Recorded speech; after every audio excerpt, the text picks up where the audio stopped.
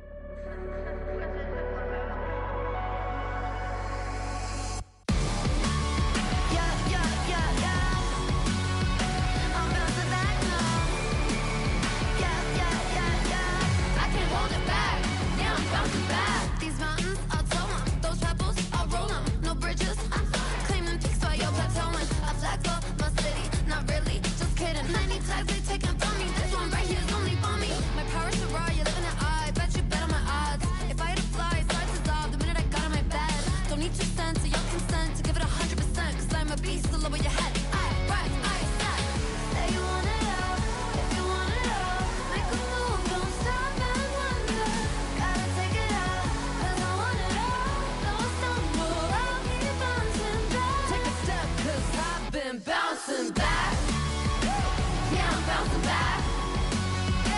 Yeah, I'm bouncing back. I keep coming back. I can't hold it back. Yeah, I'm bouncing back. It's just a mission. I do them in my sleep, no commission. I like a side quest, love opposition. With surgical precision, they make losing their tradition. Yeah, they talk, but what they say to me, I'm chewing it all, sitting my jaw, the way that I heard you today. I'm building a wall, 90s tall between you and me. I'm out of space, you're out of peace. It's a different game when I'm out of your league.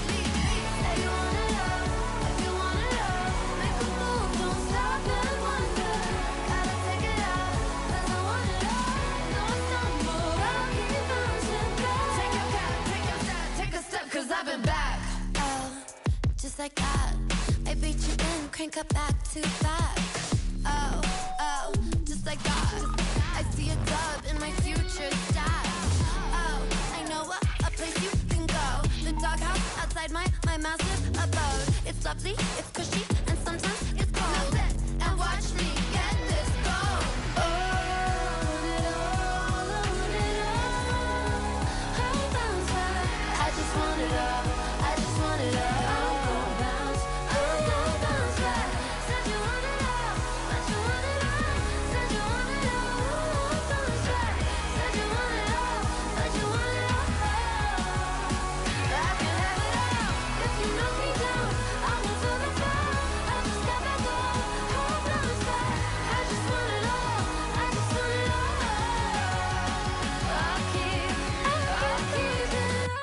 bouncing. Yeah, I'm bouncing back. Yeah, I'm bouncing back. I keep coming back. I can't hold it back. Yeah, I'm bouncing back. I keep coming back. Yeah, I'm bouncing back. I can't hold it back. Yeah, I'm bouncing back. I keep coming back. Yeah, I'm bouncing back. I can't hold it back. Yeah, I'm bouncing back.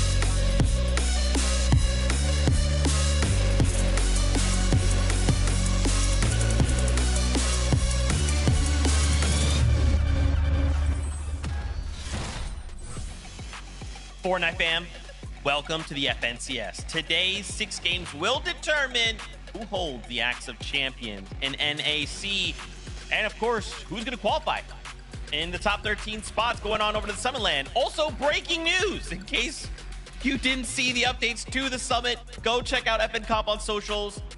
There's a lot to break down on that, and we would love to take time to do that, but we have 6 games ahead of us today. There's still so much story to be told in the right here, in the right now. I want to bring in Kelly Link and Vivid. Friends, day 2, obviously, big announcement comes out, but right now, we're looking at a close race. And of course, if Fortnite has taught us anything, it will be Fortnite. Crazy things will happen. Players will win games. Players will lose games. Players will rise and fall. And we have 6 games to determine it all, Kelly.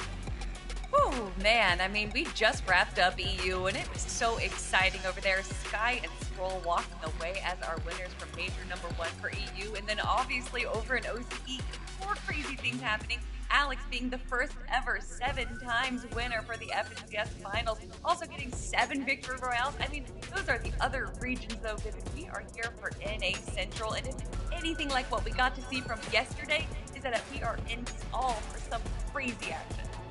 Oh yeah, NA will definitely deliver. And yeah, you mentioned it, right? EU kind of popping off earlier today. It was so funny for me to sit there and watch EU because you're kind of reminded that, hey, listen, yeah, we've got this race that's going on at the top. Every single game matters for those guys because they're so close at the top. But then decisions made by those type of players, those top of the leaderboard players, like pushing somebody who's in like 22nd place, 2 spots away from qualifying to the LAN. There's just so much at stake here, and we gotta keep reminding ourselves that, yeah, we are looking to crown an FNCS champion, but we're also looking to have some of these players make it to LAN. Oh man, let's take a look. We have a little graphic here for the players who have already qualified on through to the summit. You can take a nice little look now. Obviously, some of the regions are all done, right? They've got themselves wrapped up, but we still need to see how things unfold for ourselves. Again, as Kelly pointed out, Sky Scroll, congratulations over in EU. NAC, Brazil still waiting to happen, right? Like, especially NA West, lots of big names and stories to conclude. Well, guys, obviously we only have so much time before the game start. Why don't we get into it? Why don't we start off with this lobby list, right? Or the leaderboard rather. Top 13 is what we're targeting if we want to hit the summit. Right now, QK and Khan at 197 are in that top 13, right? And even if I look up just one more placement, Muzz and Sphinx only a point ahead. So, you know, Kelly, coming into today, a lot of these players either have to just put it all on the line and hold on to this top 13, or if you're outside that top 13, you really need to do everything you can to break through.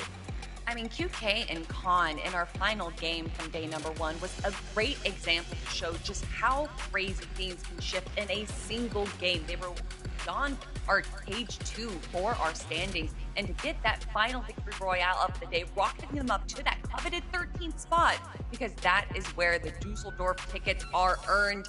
But of course, we still have 6 more games to go, and there's still some big names outside of that range, Vivid, and anything can change when it comes to Fortnite. Yeah, the second page is scary. It'll be interesting to keep tabs on this to kind of see how this is going throughout the day. Obviously, we know how yesterday went towards the top of the standings.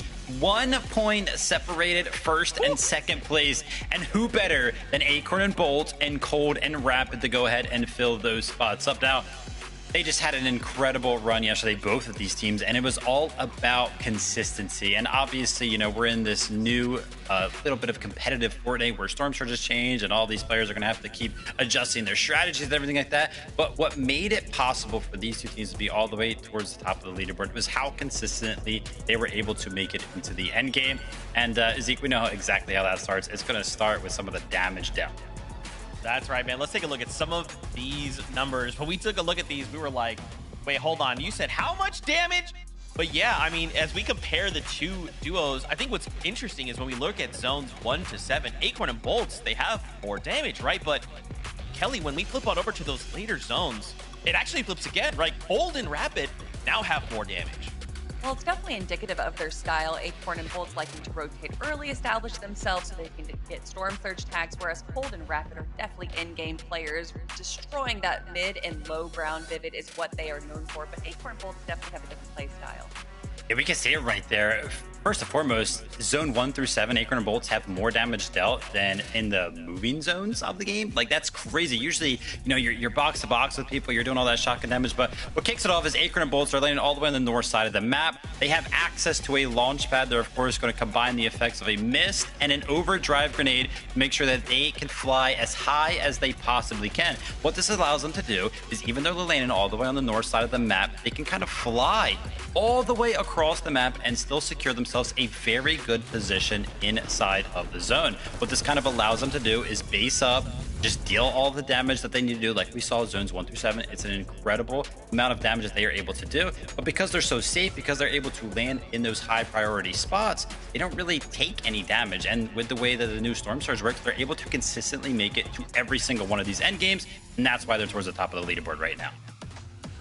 It's so crazy. We gotta look on the other side then, right? We talk about Acorn and Bolts. Let's talk about Cold and Rapid. I think it's insane that we are coming in a single points difference. But for these guys, they're landing middle of the map, right? So talk to me about their strategy. What has led to them being so successful?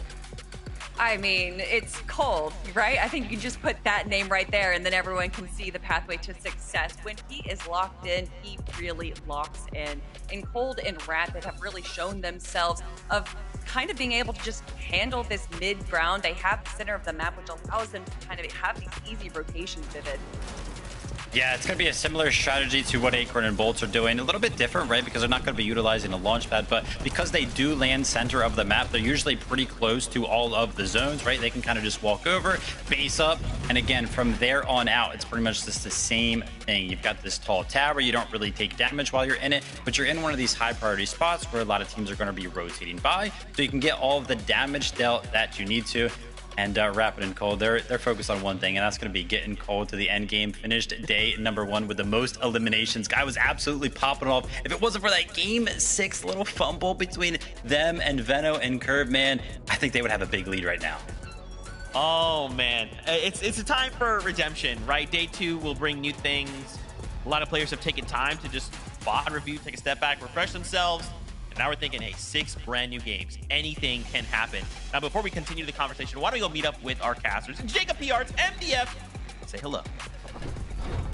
Well, today is going to be a great day for sure, Monster. We crowned an FNCS champion, but as well as some of our duos are playing, I need to point out the individual factors that are going down in some of these games, these solo impact points that some of these guys are clutching up. We talk about the 1-point differential in first place. Well, look at that man on top of the list, Bolts. 88 solo impact points. You also got Curve and Peterbot, who are also in the top 10. Osin and Viv, who are also neck and neck on that leaderboard. So I'm even wondering, when things don't go your way, you got to throw the plans out the window, how will these solos perform?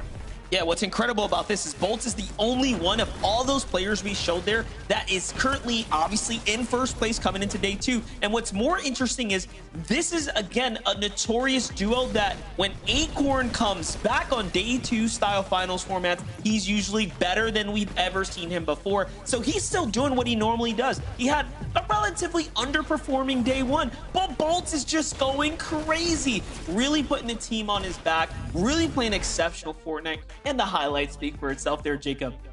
Yeah, that was only day 1 action so far. Peterbot kind of at the bottom of that top 5 list, 50 points. And he's the one that kind of made those exciting clutches popular in the past couple of seasons. Will that change? I don't know. We still got 6 games to find out. Zeke, Kelly, and Vivid, what do you guys think?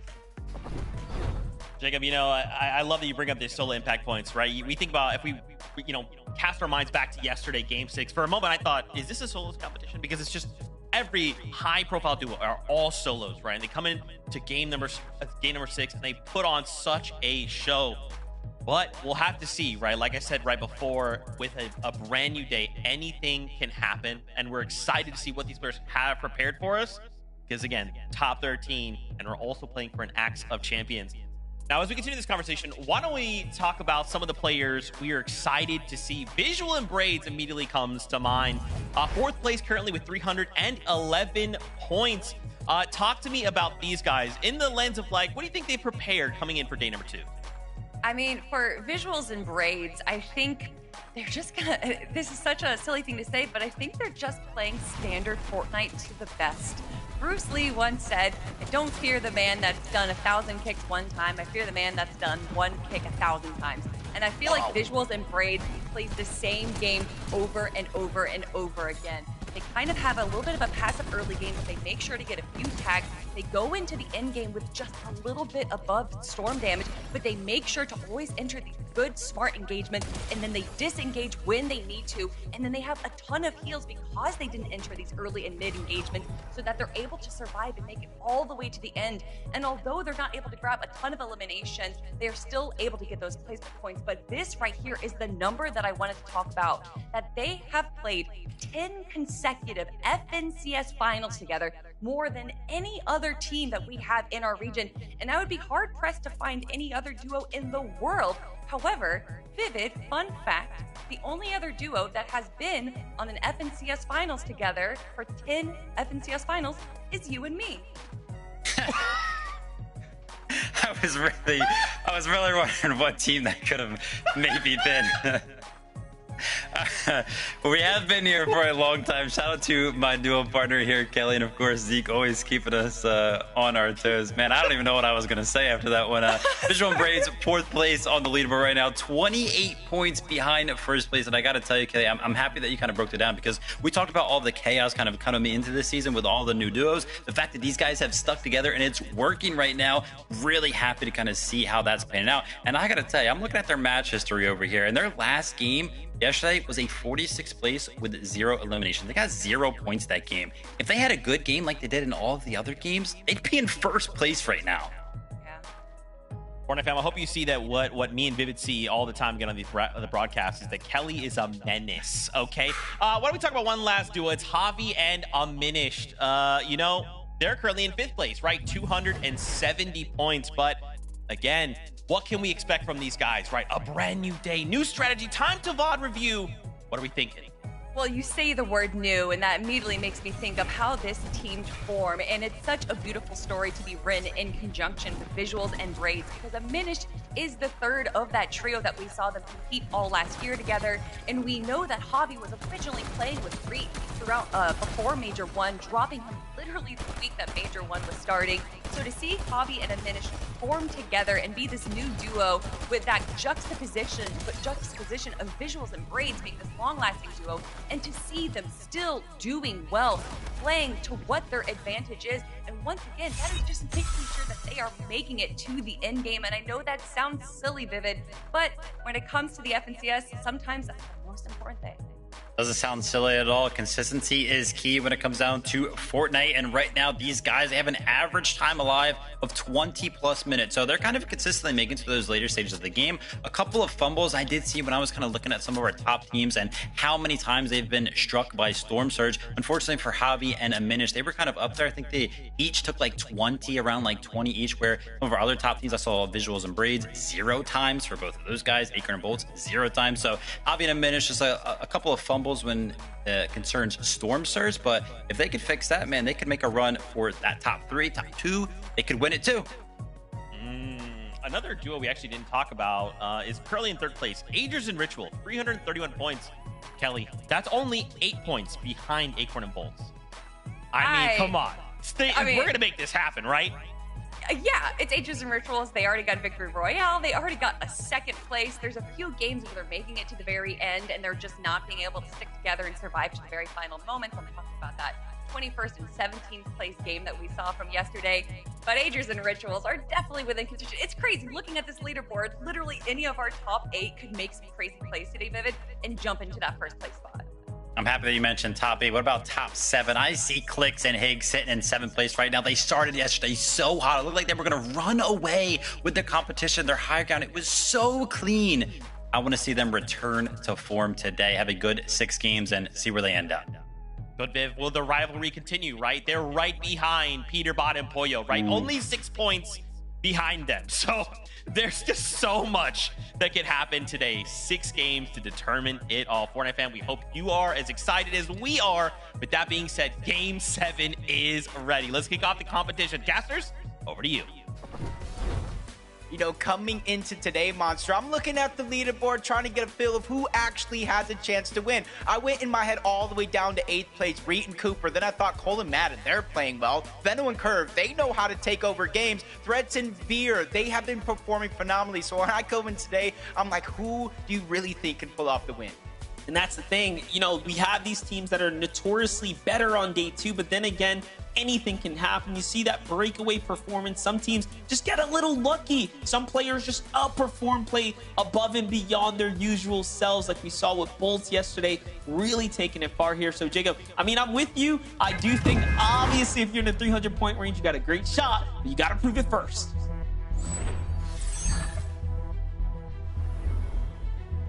Throughout day number 1, Monster, we've seen big games, over 100-point games, almost every single one by at least one of those teams. So I kind of agree with you.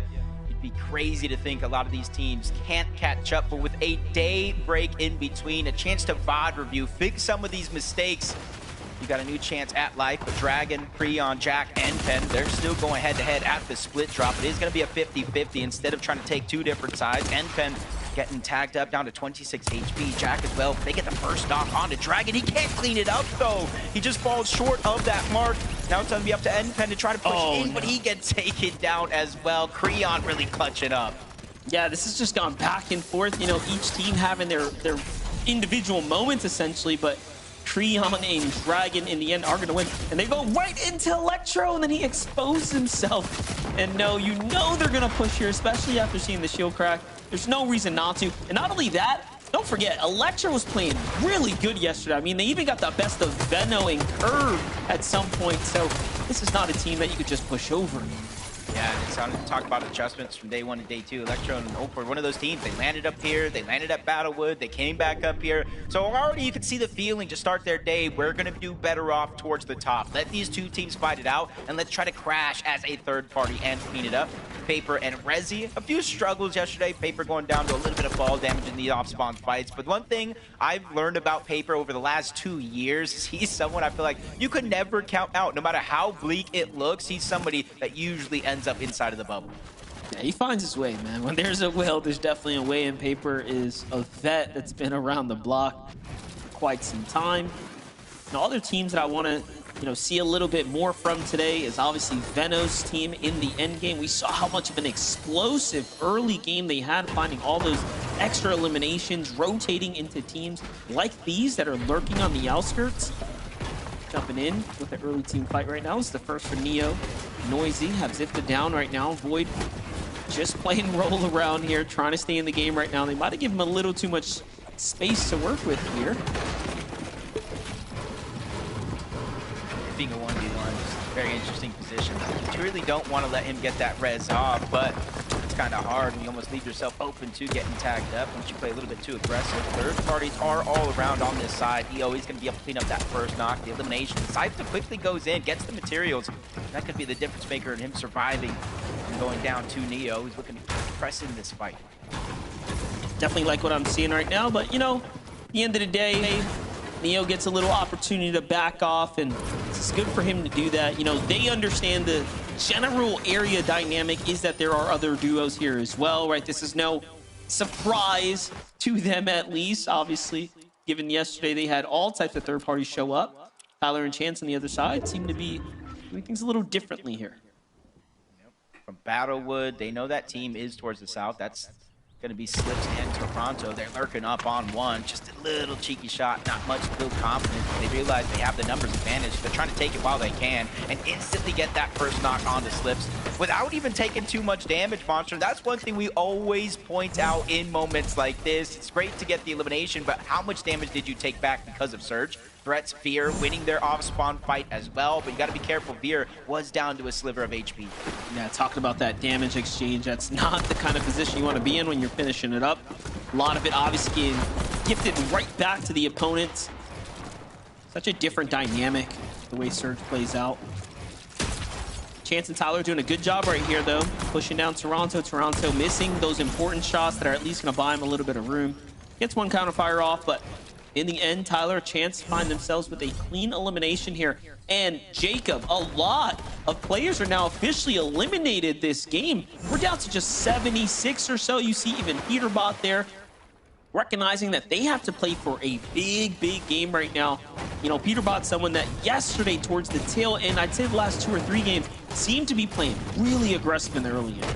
Yeah, I think you kind of realize, especially with a lot of these teams, Clicks, Eggs, Peterbot, Boyo, and you even saw Acorn and Bolts in some instances where they were either on the line of Storm Surge barely ahead or in some instances below that actual damage threshold. So sometimes you're going to have to think differently and probably pull out one of your tricks. We know Peterbot can get aggressive and flip that switch in a moment's notice, and I think a lot of players are feeling that same way, whether they're contested or not. I think Kelly was one of the ones that spoke about the point differential in eliminations from a 1-point format, a 3-point format. This is 4 points per elimination. We broke it down yesterday. The very last major that we had in NA Central was decided by 3 points. That's 1 elimination. Honestly, that's 2 placings difference to winning the actual FNCS. Yeah, and we saw, there was a moment yesterday when Clix was going for that Victory Royale that they knew, and he knew he had to risk it all, and he was willing to go into the storm just to try to secure those extra eliminations. He knows better than anyone how close things can get towards the end. Want to put it all on the table for G Monster and Magma, though. You can see there, they have officially been exposed here. Yeah, that kind of breaks all the builds. Gets you a little bit of shields, but doesn't really help when you're already full of shield. G-Money just trying to go ahead and move in, help out Magma. He takes a big shot straight to the face. Neko's going to attack from the other side. 20's there, still trying to put pressure, but playing a little bit more careful. Doesn't have shields, can easily get one shot here. Instead of using it, he's just trying to put down pressure with Neko. But now that Magma and G-Money have healed up, it might be a wise decision to finally pop those heals. Eventually, that wave will burst through this area and break all the builds spot if you're ready for it. 20 with a cheeky angle, landing some good shots onto G-Money yet again. This is such a claustrophobic fight here with 20 and Neko still having a huge advantage. Great angles, however, they've already gone through 2 of their Flowberry miss, so big investment so far. This has to come to a screeching halt here soon, or it's not going to be looking good for anyone involved in this fight right now. G-Money jumps back over, gets some of those extra heals, and I think they're trying to find an exit strategy. Yeah, it's not every day you see fights going down underneath in these tunnels, where there's kind of the 2 ways in and out that you kind of port through, then usually one exit.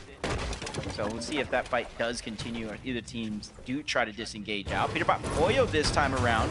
I know you talked about that one elimination, but it seems like teams are getting more and more comfortable rotating in towards Swiftly Shores. Maybe you have to account for yesterday, one of the big focal points of their strategy was building that massive surge tower just outside towards the gas station. So teams are maybe saying, hey, we can go in, sneak some, maybe try to get out. But a different change of pace for Peterbot and Poyo. They're actually going in, looting up the entire POI. So for CDZ and Raven, this might be a chance for them to lurk or get caught off guard. Yeah, definitely. Or you can think about how aggressive they were playing. They were actually leaving their POI to try to fight other teams. So for CDZ and Raven, maybe some of their strategy revealed to them, like, we can kind of come around. They might not even be here. But clearly not the case here in Game of 1.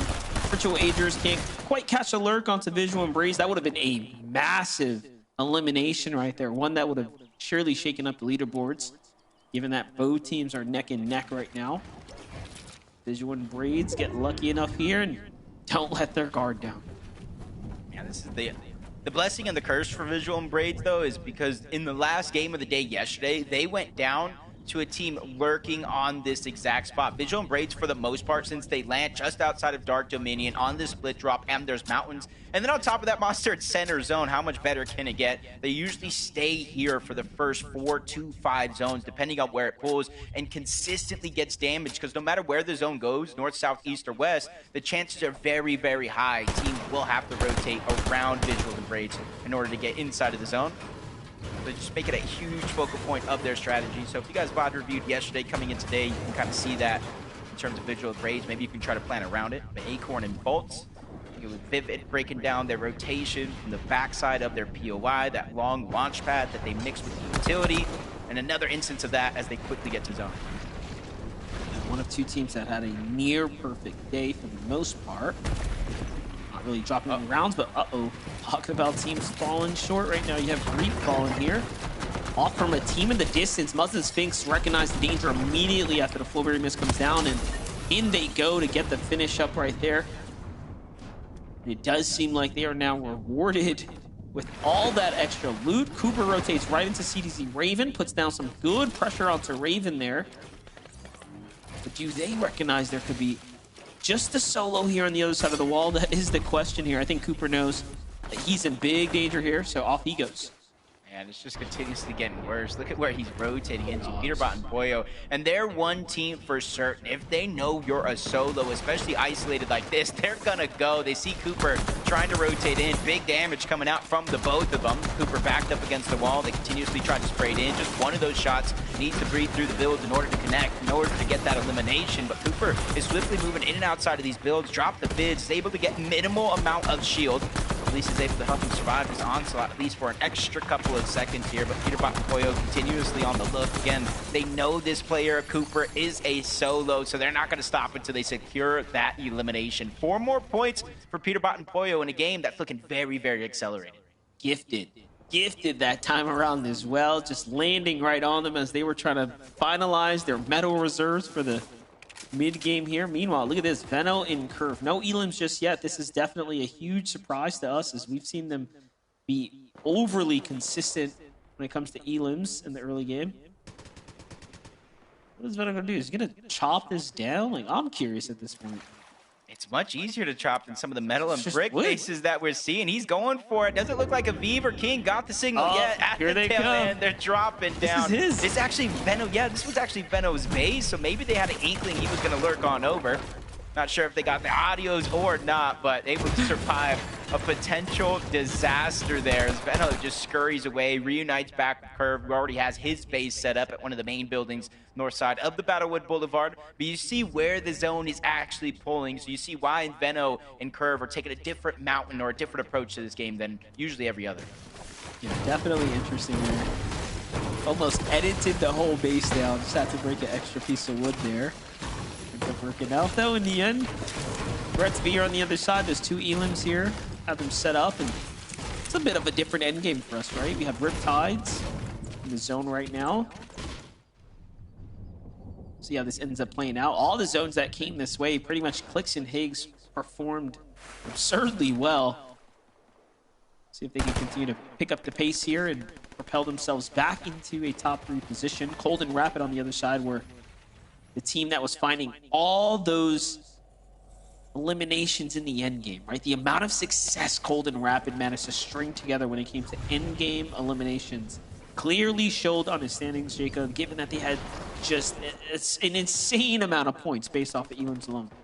Yeah, in 5 games, Monster, they had 30 eliminations, with their worst game being a 7th place. Unfortunately, that last game of the day, they got 1 elimination. They went down in 26th place, so outside of placement points, so all they got is those elims, which allowed for Acorn and Bolts, who's been consistent all of day 1, to get that 1-point lead with a victory royale.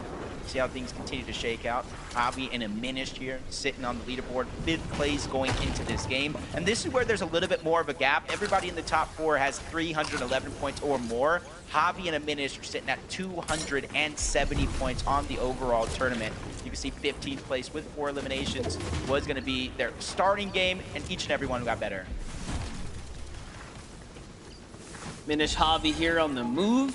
Playing the outside. I kind of like this, right? Using this Storm to tank here and go for the north side definitely is a strat. Now, this is a team that didn't tank Storm early, right? So they actually have the luxury, Jacob, here to take a little bit of Storm, right? Other teams will find themselves more in the Storm sickness kind of danger zone, but here they are.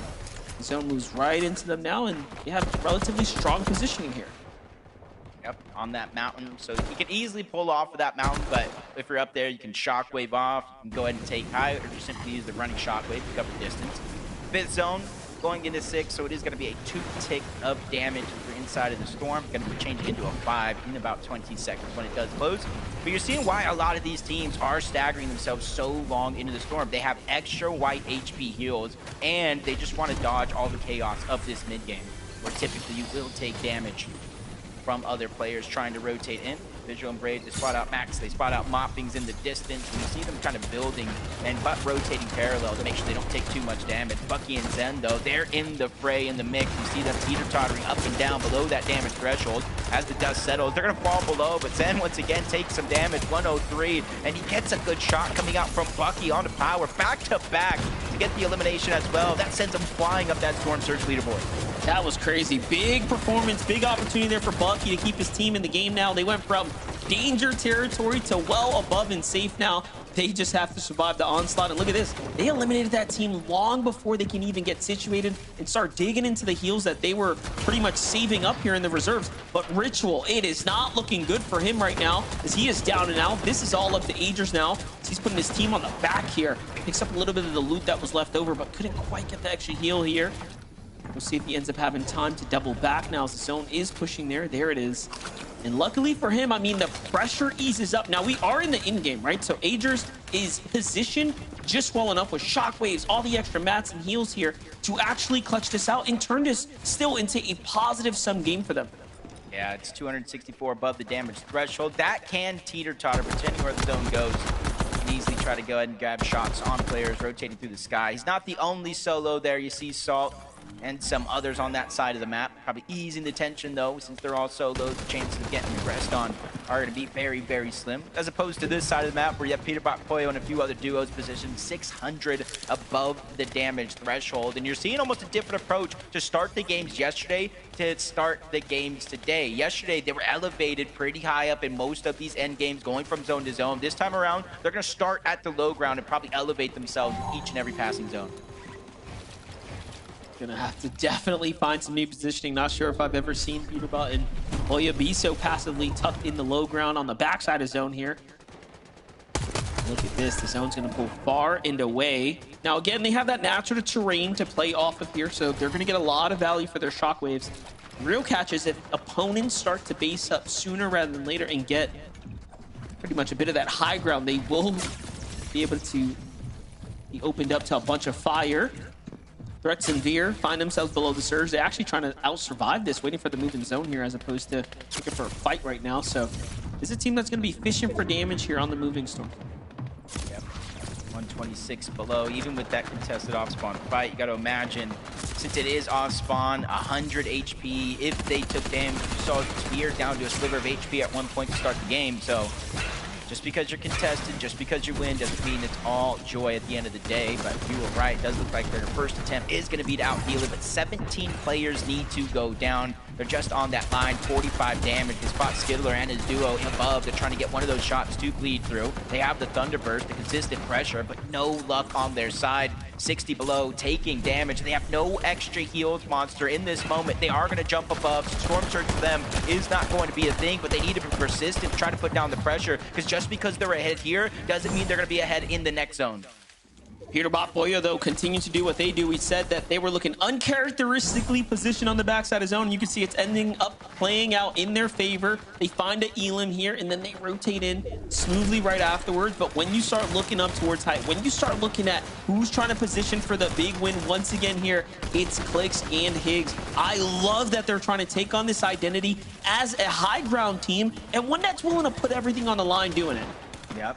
8th zone, though. We've seen so many instances yesterday with team after team after team sending it for that high ground, trying to fight. Agers was one of them, but it's not going to be one of them in this game. 77 below the damage threshold by himself. Tries to sneak a shot in onto Jarku and Carillion. Doesn't find any luck there, but he needs to be persistent because he is out of heals. 165 HP. He can only take about 8 ticks of this zone total, even if he was full health. And those ticks are being a huge difference maker, forcing him to try to make a play here. 145. He's going to be able to make it above in that last one because of the shockwave of somebody else. But now it's his turn to try to shockwave in. He takes that same amount of damage. The blessing here, though, Monster, for him is Storm Surge just deactivated. That's right. We are inside that top 40 from the high ground, though. Clix and Higgs doing exactly what they do best. Already finding several sets of elimination. Little extra damage onto what looked to be Curve and Higgs there. But while we look away, Zen tries to come up here. This is, of course, Bucky and Zen trying to make a play for height, but Clix and Higgs shut it down,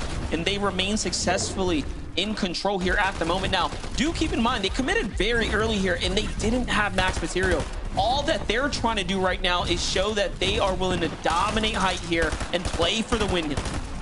Yeah, Higgs finally getting that elimination, getting cleaned up for Bucky, looking towards the backside of the zone, trying to find Loop, but instead he finds Tyler Chance. Not sure if they see Peterbot or Pollo either. They're going to shockwave to the front, not just yet going for height. We still got a few more zones for that to be a possibility, but if you look at their material count, they might have to get an elimination first. Muzz and Sphinx going to be above. Acorn and Bolts down below in the mud, find themselves 2 more eliminations here. Acorn not getting one, so no siphon for him, so he has to beeline it to the zone. Not a lot on the Chug Jug either, so a dangerous position here for Acorn to be in. And there's opponents in the storm as well. Bolts is somewhat left behind here, trapped in the build. Meanwhile, Cold and Rapido, a single Elim, but this is where we've seen them do best. I won't count Cold out any further, as I've done that once before, and I made the mistake by saying so. Veno, Curve on the other side have 4 eliminations. Pressure coming in here. This is what we wanted to see from Veno and Curve. Yesterday, they just couldn't quite figure out their end game and find their footing. But now, here we are, seeing a stronger than ever Veno. Again, they have almost maxed out materials compared to everybody else. Peterbot and Pollo running out, trying to get into the box. They don't find any opportunities there, so they just continue on getting to the front side of the zone. Chug chugs, pizzas.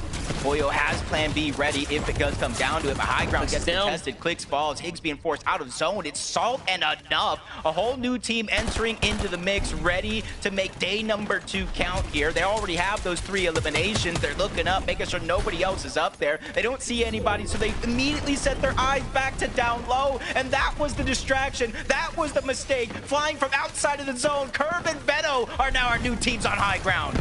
Excellent execution as well, from practice to putting it into play here. Curve and Benno have the high ground here. No heals though, so we'll keep an eye on them. Pollo is down and out. Peterbot left to clutch this up by himself. He makes it right into the top 10. It's a little bit of HP there, but unfortunately will fall just short. Now Curve and Benno assessing the situation here. They have mats to play with. They have the height and the distance from the rest of the opponents, but can they put the pressure down?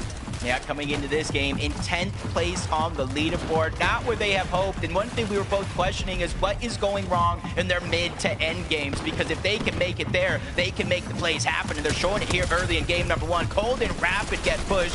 Cold goes down, a sacrifice for Rapid. He gets the elim and he's trying to get out. Wagers goes down to Muzz and Sphinx. This is just chaos ensuing on the low ground. And for Muzz and Sphinx, they might be the only duo left alive down below, because Rapid goes out, Aloe goes down. They have full control of the bottom side of the map. Now, if they could just get a little bit of material here off one of these refreshes, they'll be in huge shape here to actually fight for the win right now. There it is, the most important elim. Veno and Curve are really down and out. They're pretty much down bad here. This is going to come down to all accuracy. See Veno just trying to use the audio visuals. The mythic pump takes down Sphinx, gets the siphon, or at least he's trying to keep himself alive, playing Disruptor against Muzz. Curve and Veno start day number 1, game 7 on fire. And Veno is that guy. He's the guy that we knew that coming into a second day, he's going to tweak the game plan. He's going to make sure he's going to be able to perform here, Jacob. And they did just that. What a win for them right there. They're going to wrap up the first game here on the second day. Game 7, Zeke, is now officially wraps. Veno, no way! Did I just see that insane shot? Veno, oh, I cannot believe this, guys. I thought to myself, game 1 has to start strong, right? Like, game 1 of 6 today has to start strong. And Curve and Veno get a 9 elim victory royale. Kelly, I'm losing it. Yes, you are, but they aren't. And I think that there was a lot of us wondering if they were losing it after day number 1, ending the day off in 10th place, which, you know, reasonably isn't that bad of a position. But when it's Curve and Veno, we were kind of expecting them to be in the top 5 after day number 1. But if they continue to play like this, Vivid, if they're able to run that mid game and then wait for the opportune moment to steal height, just like they did in game number 7, then I can imagine we'll be seeing Curve and Veno climbing up that leaderboard as the day goes on.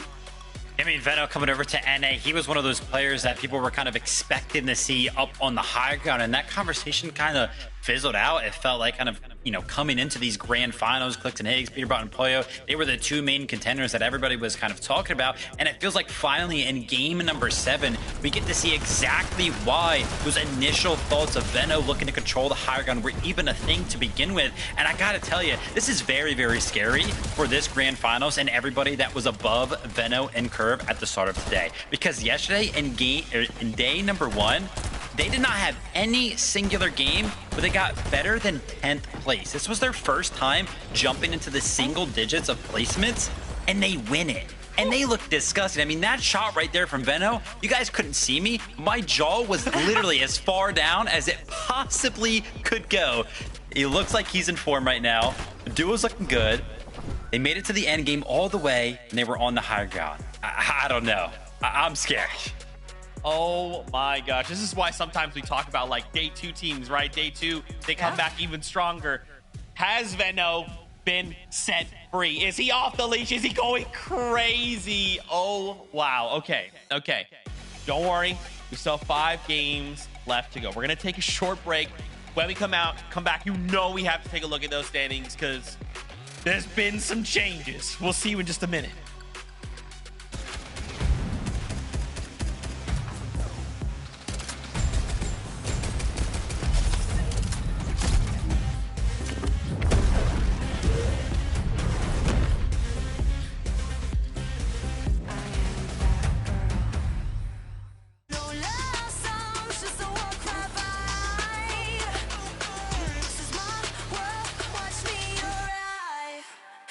Watch me arrive. Watch me arrive. Watch me arrive. Two teammates have his back. There's Nash. Gets the drop on Marius. Stays alive. They're targeting out Vanya. 3v1.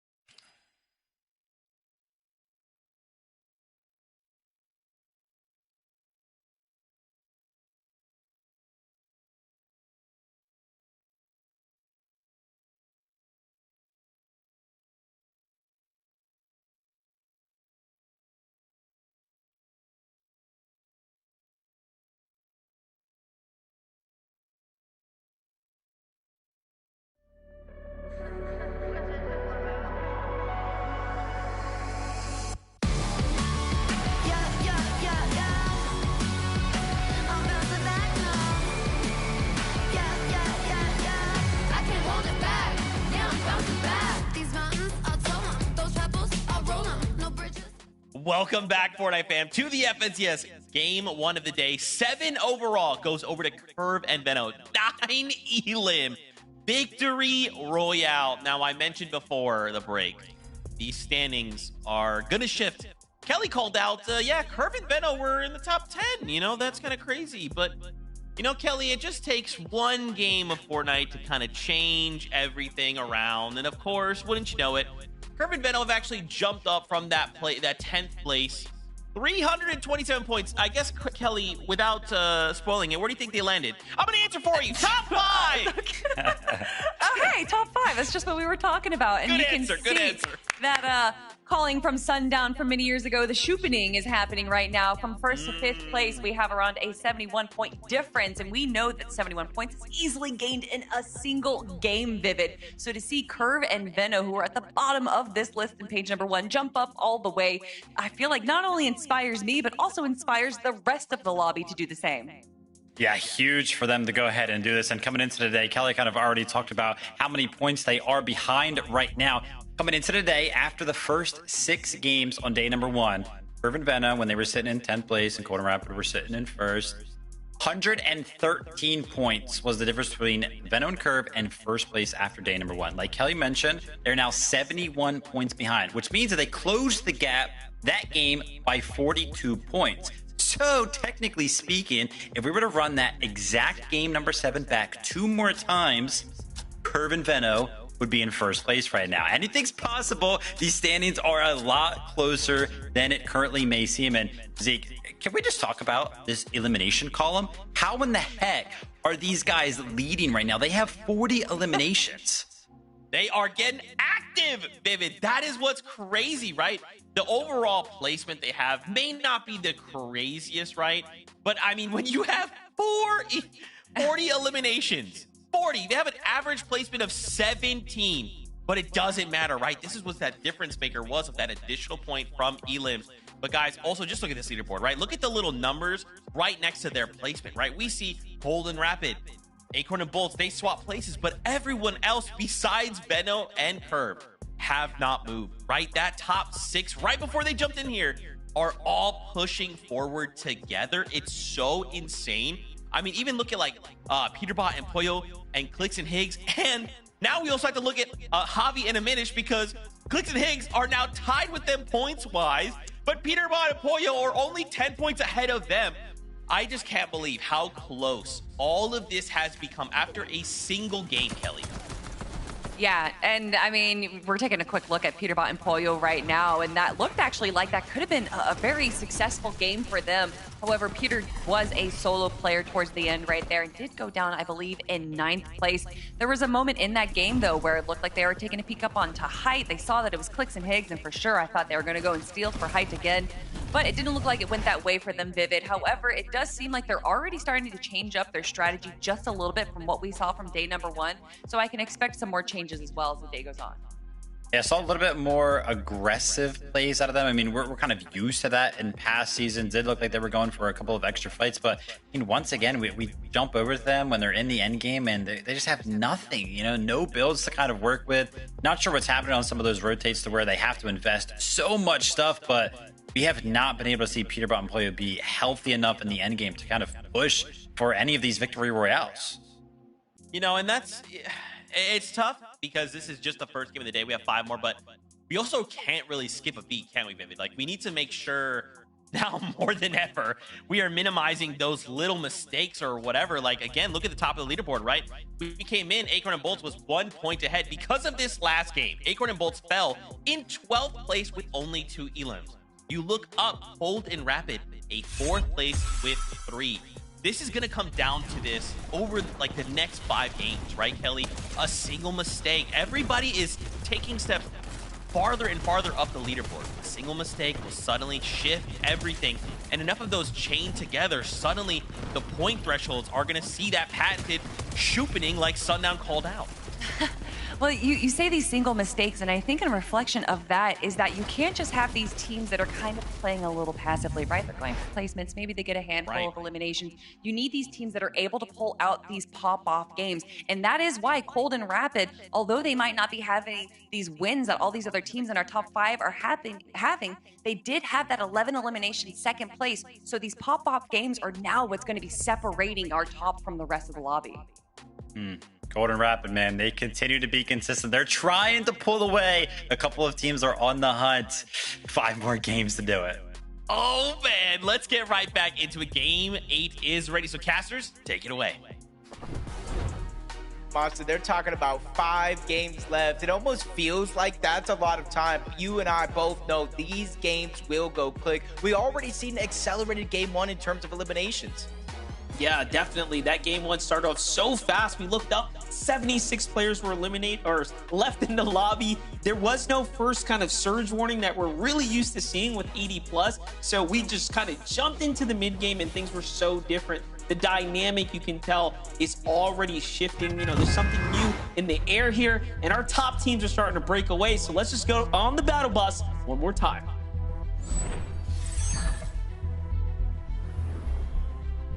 Standings are just getting so much closer than ever before, and you can even look down to that qualification spot into the top 13. That is as stacked as the race at the top of the leaderboard. So we'll have our eyes peeled on both the top and those qualification spots throughout the day. But Curve and Benno, when I was kind of looking at some of those stats, there are the top 5 players in damage. Curve and Benno are 2 of those 5 players. Both of these guys are firing all cylinders. And this is when we were going into the heats, Monster. I was talking about the makeup of this team. Obviously, the accolades aren't there on Curve, but it reminds me so much of that Queasy and Benno duo that dominated EU for so long.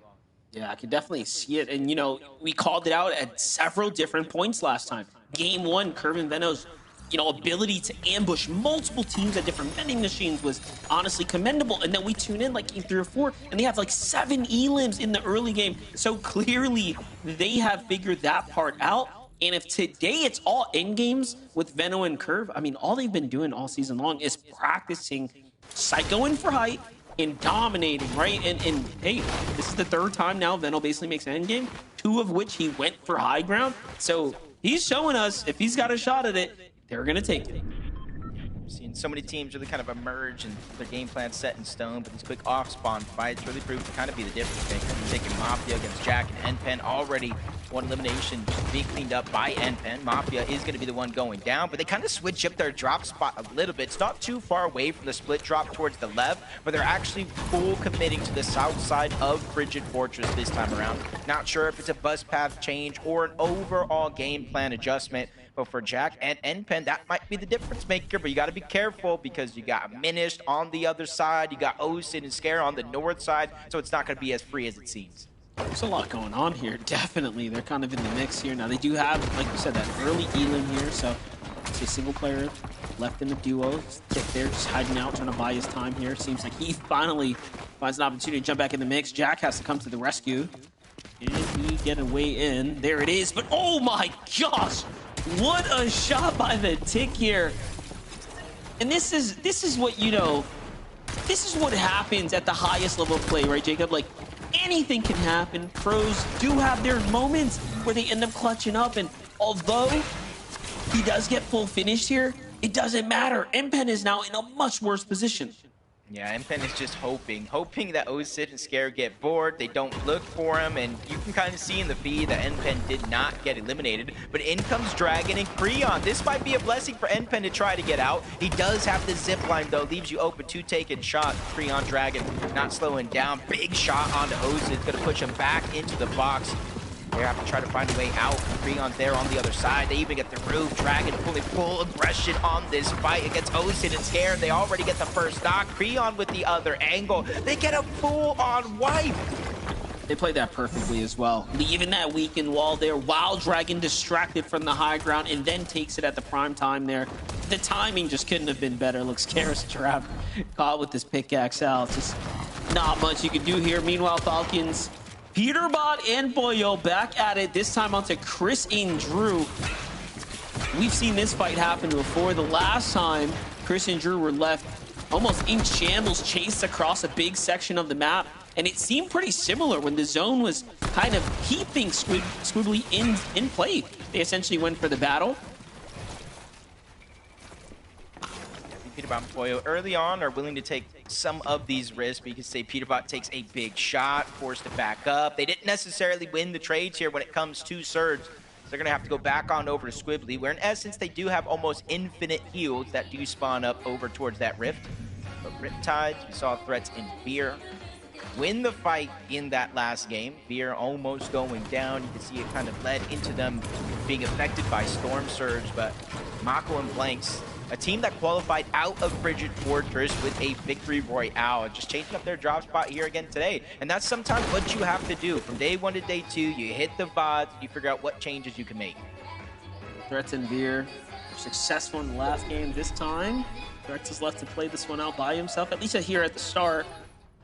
And once again, though, Jacob, I'm looking at that overall player count, 78 remaining. So it seems like the early day jitters are out the window here now. We're back to Curve and Veno playing similar to the last time. It made sense why there was that big wooden base. This is just the early game strategy. Committing here to play for a Surge Tower. Where he's going to give up all the loot to Curve right now. You know, Curve is kind of, I wouldn't say the mastermind by any means, but he's the main guy, the main source of their early game damage. Trying to get Surge. You see them breaking open the tops of buildings. That way nobody can safely lurk nearby. And I think that's one thing for certain, because we saw Veno try to make that attempt in that last game, lurk back towards the Surge base that was momentarily stolen. And I almost wonder if that's why. You see a lot of these Surge bases, Monster, metal, brick. Veno and Curve, for the most part, they build it in wood. Yeah, they know it's temporary. They don't want to attract too much attention. And maybe when it's wood, it kind of signals to other people, no one's going to be based up in wood, right? Surely not. It's all part of the strategy. Mind games at play here. H-Cube and Cryptid do end up finding threats there. So from Solo now back to the lobby there. Get a little update here with Cold and Rapid. For Threats going down, though, and Veer, that's a huge loss. You know, coming into this game alone, they're in 11th place. They're 20 points ahead of the line, 13th place for that Summit land spot. So they're going to have to really hope the rest of the competition doesn't fare as well in this game, kind of giving them a couple of chances to close out the day. There'll be 4 more games left for them. 5 overall, including this one for Cold and Rapid, just kind of business as usual. Set up center map over at Dark Dominion. Cold was able to get the Mythic Chaos Reloader, and you can see all sorts of goodies that they have. Multiple pizzas, med kits. So they can honestly stay here just like they normally do, rotate late, and just kind of pad that surge stat. Yeah, at least 4 or so games yesterday. I think whenever we tuned in, essentially, they had a Mythic Shotgun or AR or otherwise. So they have had a fair amount of success and a little bit of luck finding their kind of loadout situation. Bolt and Acorn in a fight against Electro right now.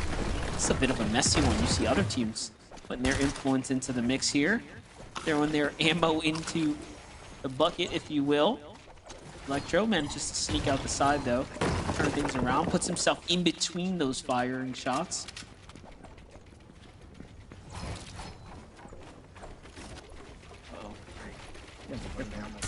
Was prepared for this for Acorn, but for Electro and Ulk, they don't want to overstay their welcome here. Shockwave outside of range for Acorn and Bold, but they end up in the range of Cole and Madden.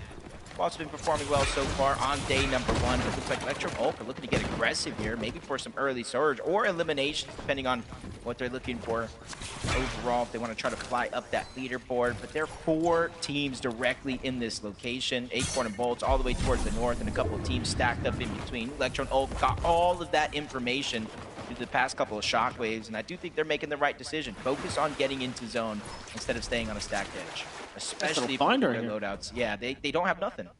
A couple of fished up floppers already. They're going to have to get their material count back. But you saw there, Cold, they thought they were spotted out. That's why they based up almost defensively out the gate, which gave Electro the signal. Like, yo, wait a second. These dudes are hiding from us. Like, maybe we should take this fight. Things ease out, though. Peter Poyo back at it right now, finding CDZ and Raven here. It's like the worst nightmare for CDC and Raven. You know, we gave them a lot of grace yesterday as we watched them continue to improve game to game, but whatever they're doing right now, they're ending up in the war path with Peterbot and Pollo. I don't like it. I'm sure they don't either. Hey, they almost got the down onto Pollo. That's going to be a non-factor. He does clean up that elimination. It almost makes me wonder if CDZ and Raven rotated in towards Squibbly in that last game. They did not fight Peterbot and Pollo. So they're probably thinking like Peterbot and Pollo, they're not going to be here. They're going to rotate on out. This time a whole different plan for Pete and Pollo. They stay around Squibbly Shores. They spot out the team rotating in, and they just fight for those eliminations. 8 more points for them as they continue to rise up that leaderboard. They closed the gap already with game number 1. And they're already closing the gap again, depending on how many eliminations that Curve and Benno have been able to get so far. This game started with a 13-point lead between 5th and 6th place. Well, they've already cut it down to 5.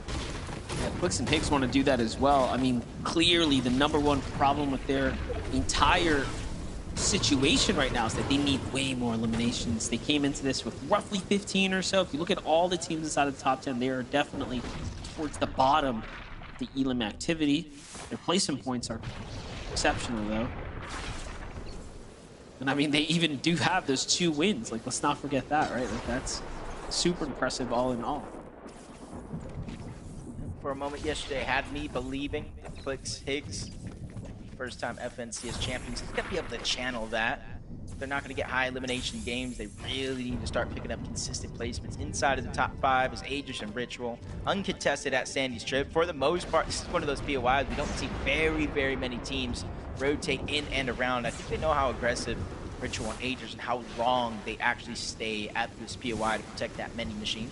Get some early surge and avoid rotating around so they don't take any free damage to some of these other teams. Rotate late in the next couple of zones, but for Hobby and Aminish, they've already made it priority to rotate in towards the zone. Not too far away if you look at the minimap, those little blue arrows, yep, that's visuals, that's Braids, kind of taking a page out of their playbook, elevate themselves on a mountain in the center of zone, and hopefully teams make mistakes rotating by. Yeah, their strategy hasn't changed. I mean, even last game was not too bad. If they could have just pushed it a little bit further, they'd be sitting still inside a 3rd, but 16th is still an end game, you know, overall. However, the big points start to really add up if you break into the top 10, closer to that top 5. Nothing Sphinx here. Don't see Sphinx. Yep, looks like he must have been caught in some of the action here. look, Jacob, we were talking about how fast, you know, the first like 2 zones have played out, and then from then till now, it's almost as if no one's been eliminated. We're still at that 76 player mark. It's almost the feeling of some of these contested drops or the surrounding lands, a little bit of freedom, because everybody has that time limit where they have to drop, they have to get their loot, they have to mat up, they have to grab their resources. So maybe that's the little window of opportunities some of these teams are going ahead and taking for their own. Just see how things play out here.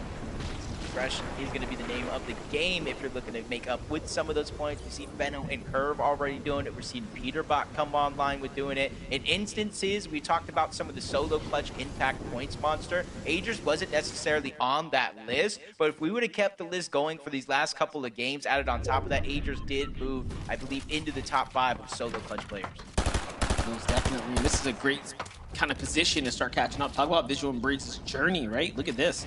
The zone's pulling south, and this is actually favorable for them because they have some distance from the edge, and they can see all of these potential opportunities of teams that have to move long before them. So they have their clear pathway to success to overdrive out, and then they have teams all in the distance here to kind of pick apart in the process. Meanwhile, though, Clix is actually in a world of trouble. Why in the world would he end up by the Dark Dominion? We'll just have to figure that one out here in a second.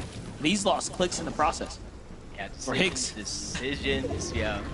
Big part of their game plan here. And you can see, it almost looks like they might have been rotating underneath. Not sure why Rapid and Cold would be down there, but you can see why they were getting aggressive. They're rate 252 above the damage threshold. Clix is actually pushing right back in. He's trying to go on the offensive. I'm not sure if this is the plan right now or just to simply try to push them back for the free reboot card. Either way, a brave play coming out from Clix. Probably knowing that Cold was weak, a lot of HP missing, and he's actually going to be able to steal away a pizza out of the hands of Cold and Rapid. It's just a matter of Cold and Rapid rotating out. Clix probably checking to make sure, and now everybody is out of Dark Dominion. So even though in this moment, Monster, it looks like disaster strikes, they're going to have a breath of fresh air and time to breathe if he can get that reboot off. The only thing I can think of, and we will have to go to the replays to find out, he had to have been fighting for Higgs' reboot card, right? There's no way he's just going to go challenge a team like that, right? Like, not for no reason, at least, not as a solo. So, in the end, though, it plays off. He ends up doing exactly what he needs to do, and he comes out ahead. You know, the extra pizza box is definitely going to be a huge win for them, especially given that they're in the zone here, so. Peterbot Poya, though, in a bit of a standoff right now, and they have the zone. Okay, this is actually perfect. 800 damage above. Material count not exactly maxed out, however, though, they have everything else going for them. Yeah, that whole team next to him, Flex and Light on the other side, trying to put down pressure, possibly force Peterbot and Poyo back, but they're going to have some time here in a moment as they drop down a whole nother layer. A 5-tick zone, and we tune into Rate right now. No Cooper in sight, having to burn through his materials. Multiple teams, looks like they spotted him out as a solo. Send some fire his way, trying to put down pressure, but the zone max pulls yet again away from Reed. Just got to see if he's going to actually try to go for the revive here with very little materials or play it out as a solo. I think he has no other choice but to play this one out as a solo. It's not enough time to get the revive. Both of them will end up going down. So Reed, a lot of pressure on your shoulders here to finish this game. Pressure on Bolt and Acorn as well here. Below the surge, we were highlighting the fact that teams like Acorn and Bolts didn't have problems with the Storm Surge at all, at least doing damage to them. And then we come in now, and already that's not the same story here at all. Acorn, so much pressure here, doesn't even have time to go and heal. But Bolts comes in to back him up here. This is onto paper. This is really going to come down to whether or not Bolts can buy his teammate a little bit of time. He's done it so far. He finds Paper there. And Paper goes rolling away off to the side. Rezi now in a one-on-one against Acorn. Acorn, you got to fend for yourself, son. This is going to be tough. Rezi's trying to hold it down. Acorn, though, the big Acorn is here.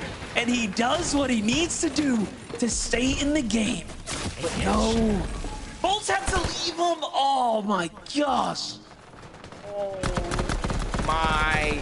I can't believe that series of events. Acorn and Bolts forced to fight. They shockwave away. Bolts tries to make a heroic play, but just gets cut a little too short. This game right here in terms of the leaderboard, Monster, they are going to feel for sure. Outside of Elim, those are the only points they got. See possibly going down around 29th, 30th place. No points for that effort. Peterbot and Pollo, though, surviving a little bit of an onslaught, not only able to get eliminations, but a little bit of a cleanup, some extra loot for them to work with. And it's just something I think Cold and Rapid need. We saw them getting chased by Clicks underneath, trying to get revenge for Higgs. And you can see what that has done to their position in this game. Barely 3 above the damage threshold. Cold with a huge chunk of shield missing. It's put them so far back. I'm just thinking, like, Cold and Rapid have a chance to break so far ahead of the competition. It's going to be a huge problem for the rest of the lobby right now. If they have a big end game right here. No one's played perfect, though. I feel for him here, just taking damage from Storm, taking damage from Storm Surge, no extra HP, he's 93 below, it's deactivated for a moment, and oh my, that's the only moment he needs. Literally, if it was still actually active, Monster, he would have been ticked down for sure, but Reap making a play, 4 more points in this game, 2 teams need to go down, and he's gonna start getting rewarded with placement points. Hey, man, he's back like he never left right here. He's got 2 big pots as well to bounce back in the game. Pressure on Braids and Visuals from the side here. These are his walls, too. He can get in and make some pretty dirty plays here. But talk about a way to claw your way out of the grave for a second. Visuals and Braids, though. Look at what happened here. Just shortly before they made that rotate, they actually find an elimination there, an important one as well. At 3 HP, the Siphon is what's going to keep them in the game, remaining competitive. I saw that while we were hopping around, Clicks actually eliminated 2. So we have some pretty big top 10 teams now, fully out the game. This is going to shake up everything as we know it. 68 below, though. Visuals, Braids get a little moment to breathe, but it's not going to last very long. See Braids having some extra shield, allowing him to take the tick, but I'm not sure he's going to be able to find the damage, especially in a zone like this. Curve and Veno, we saw Shockwave from the backside of zone to contest the high ground. Nobody's really making themselves known as the team above the rest. They're not necessarily ready for it. 8 zones, sometimes we say it's a little bit too early, and I think everybody has that same sense in the back of their mind, saving the material, saving the Shockwaves, make a play for it maybe in the next couple of zones, but for now, Agers and Ritual, looking at what's in front of them, that's Slepsy, that's Wagers, they're putting down damage, trying to spray through the box. A couple of those are going to connect, but not enough to give them the green light to go. Yeah, there's one thing about the way Clicks and Higgs played. They played these single towers and not really overcommit with the tarps. And I would love to see teams do that because high ground is completely free right now. Even Rituals and Agers are looking up like, wait a second, bro. No one's up here. And you saw him kind of break off for it. Braids on the other side, though, just popping off right here. Playing the edge of zone, gets a little Siphon going. And now, look, you look up, Agers finally secures it. Peterbot Boyo come in. They were just waiting for someone to build the foundation. And now they come in to try to take the investment away from them. And it actually works off. Yeah, massive damage onto Agers, onto Ritual, forcing them away, but you still got to be careful for Curve and Veno, full HP, front side of zone. Agers gets left by himself. Talk about him moving possibly into the top 5 in terms of solo impact points in this game, and this is another chance for him to do just that. There's a bunch of points in terms of placement still left on the board. 4 points per elimination if he can clean those up, but he has to watch out because Peterbot and Boyo, not only they have the high ground, they notice him at second height, put down a little bit of pressure, forcing him down a whole nother layer, and then set their focus onto 20 and Neko as well. They're building up step by step, taking a lot of the focus from Peterbot and Poyo. Holden Rapid may not have won a game this weekend, but they've been playing low ground very well. But look at this. As I'm about to celebrate their key positioning, they get rolled up on from behind. Meanwhile, Curve, Veno doing the same thing they did before, play deep side of Storm, come bouncing way on in with the Flowberry Mist to just support them here for the high ground take, but Veno's got to be careful. He's right outside the box of Peterbot Boyo. It seems like they've conceded to give away the high ground, and it is theirs now. Veno and Curve here, Jacob, are trying to play for back-to-backs. Boyo's down and out in the Storm. It's all up to Peterbot to clutch it up, too. And back-to-back is 100% certainly possible, especially with the tough competition out of the lobby as Brilliant takes out Cold. Their run has come to an end. Vivid was talking about if they could repeat that same game, they could close the gap. But now with first, second, and third place out of your way, this is an opportunity to do it. But Peterbot by himself, 6 HP and a dream, finds a little crevice there to hold on to down below. Not able to get the elimination, though. He gets taken out. Top 6 situation, 3 solos running around, 3 duos still intact. Veno and Curve are still up above, raining down fire, not really giving anybody a chance to breathe and think outside of the box, which is Force and Seek to take this Storm damage. It's his only play here to try to get some extra placement points. Love what we're seeing right now. Veno coming down here. No material, just forced to play chest to chest here while Curves got eyes from the top down. Here comes the mist. Just give them a little bit of a relief here, but Tyler comes up, goes for the pop shot, doesn't quite hit it, and Tyler's got enough mats to actually do work here. Jacob, this is not a safe endgame by any means. It really is going to come down to whether or not Tyler wants to contest them on height or jump down low for some elimination points.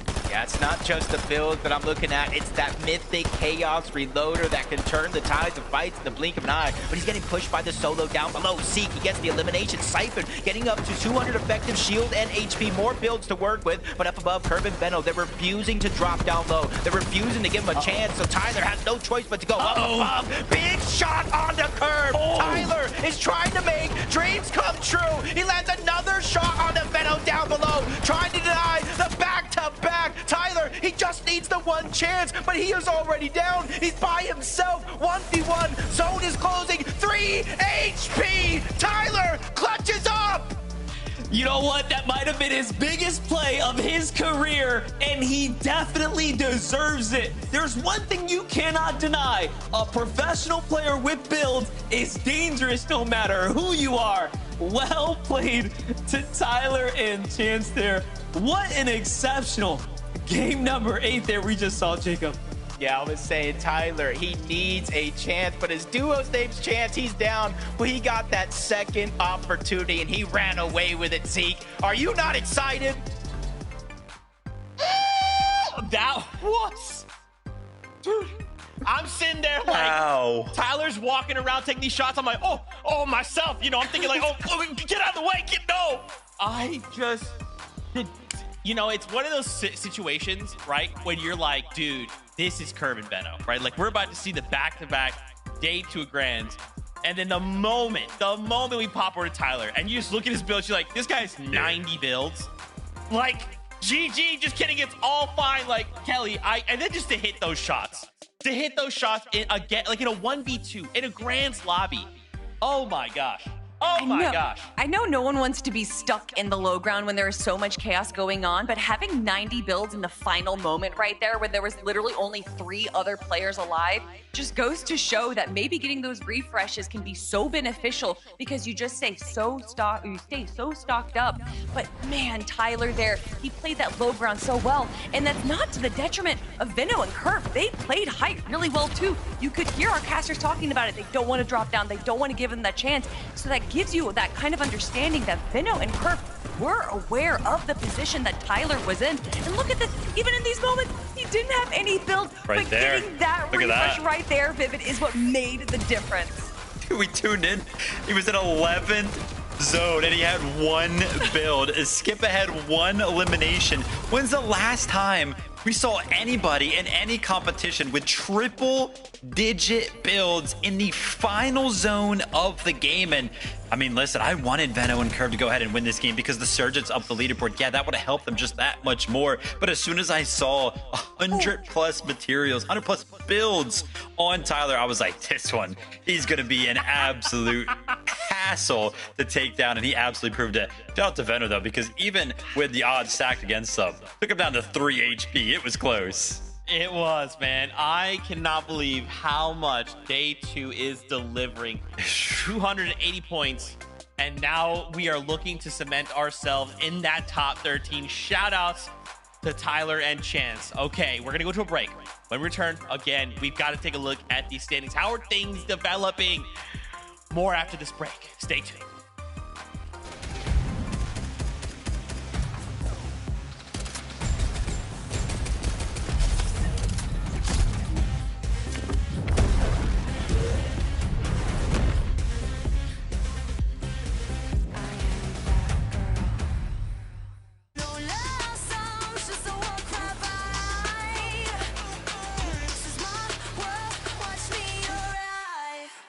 Watch me arrive.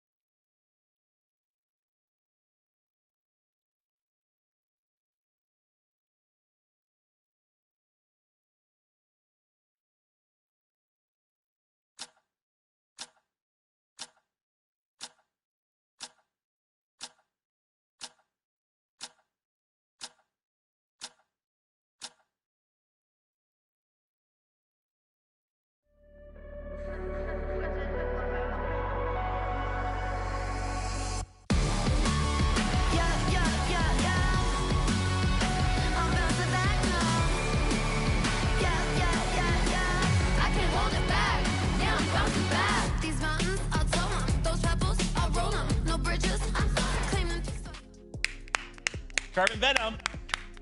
Carbon Venom. Oh, man. Oh, man. Oh, wait till you guys see the standings. First off, in case you missed it, welcome back to the FNCS. It is a great day to be watching Fortnite. We just watched an incredible game, but Carbon Venom almost got another Victory Royale. Second place, 9 elims. I told you we'd have to look at these standings, right? Because I'm telling you, game to game, it feels like I have no sense of stability, Kelly. It feels like every time I have a semblance of like, this must be the way this is going, right? Wrong! Is that Because new the for standings you? aside, you know what? What?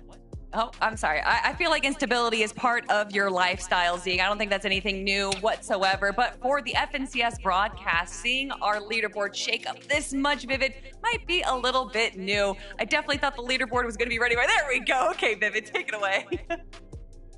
Curve and Venno started the day in 10th place. I talked about it. They were 113 points behind first place. After just 2 games, they're now 27 points behind first place.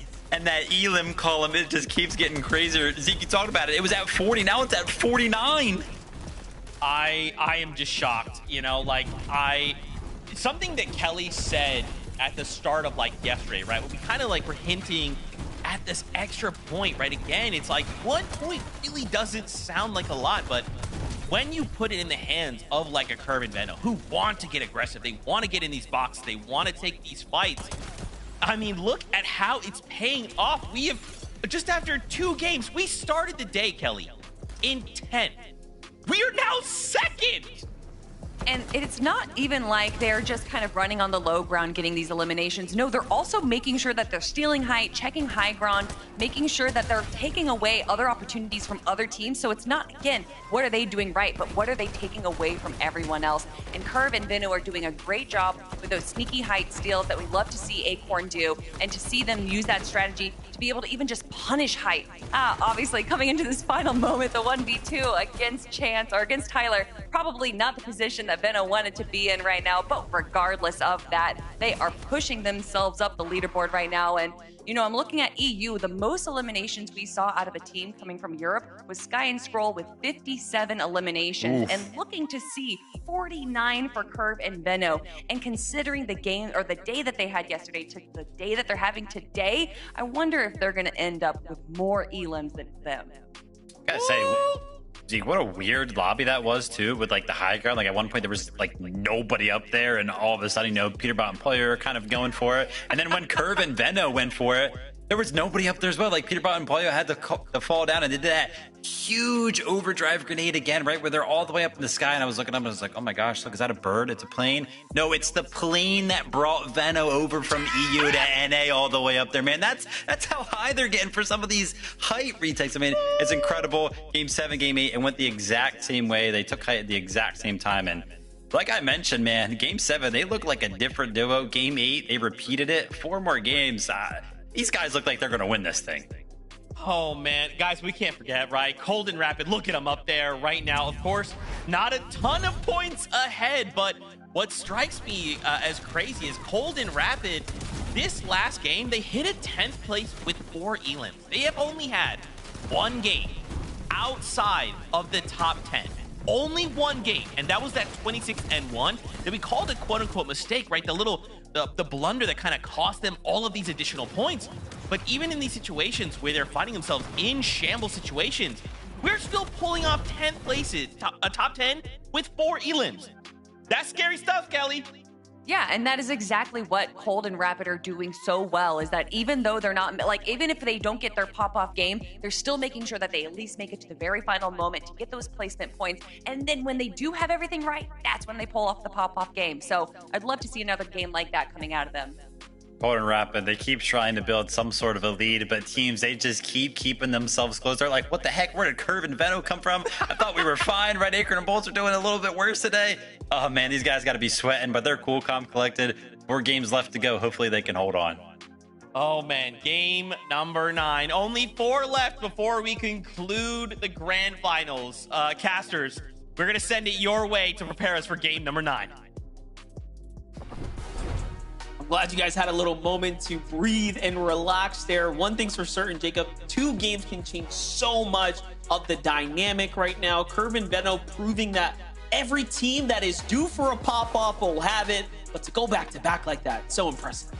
Now, it's definitely going to be tough, but one thing that I've learned from Fortnite, I've heard from Fortnite over the years, high ground, they might win games, but low ground tends to win championships, and I'm not sure. We've seen Cold and Rapid on high ground once throughout this week, and I'm not sure how much that would change, but the next game is ready, so let's jump right into the action.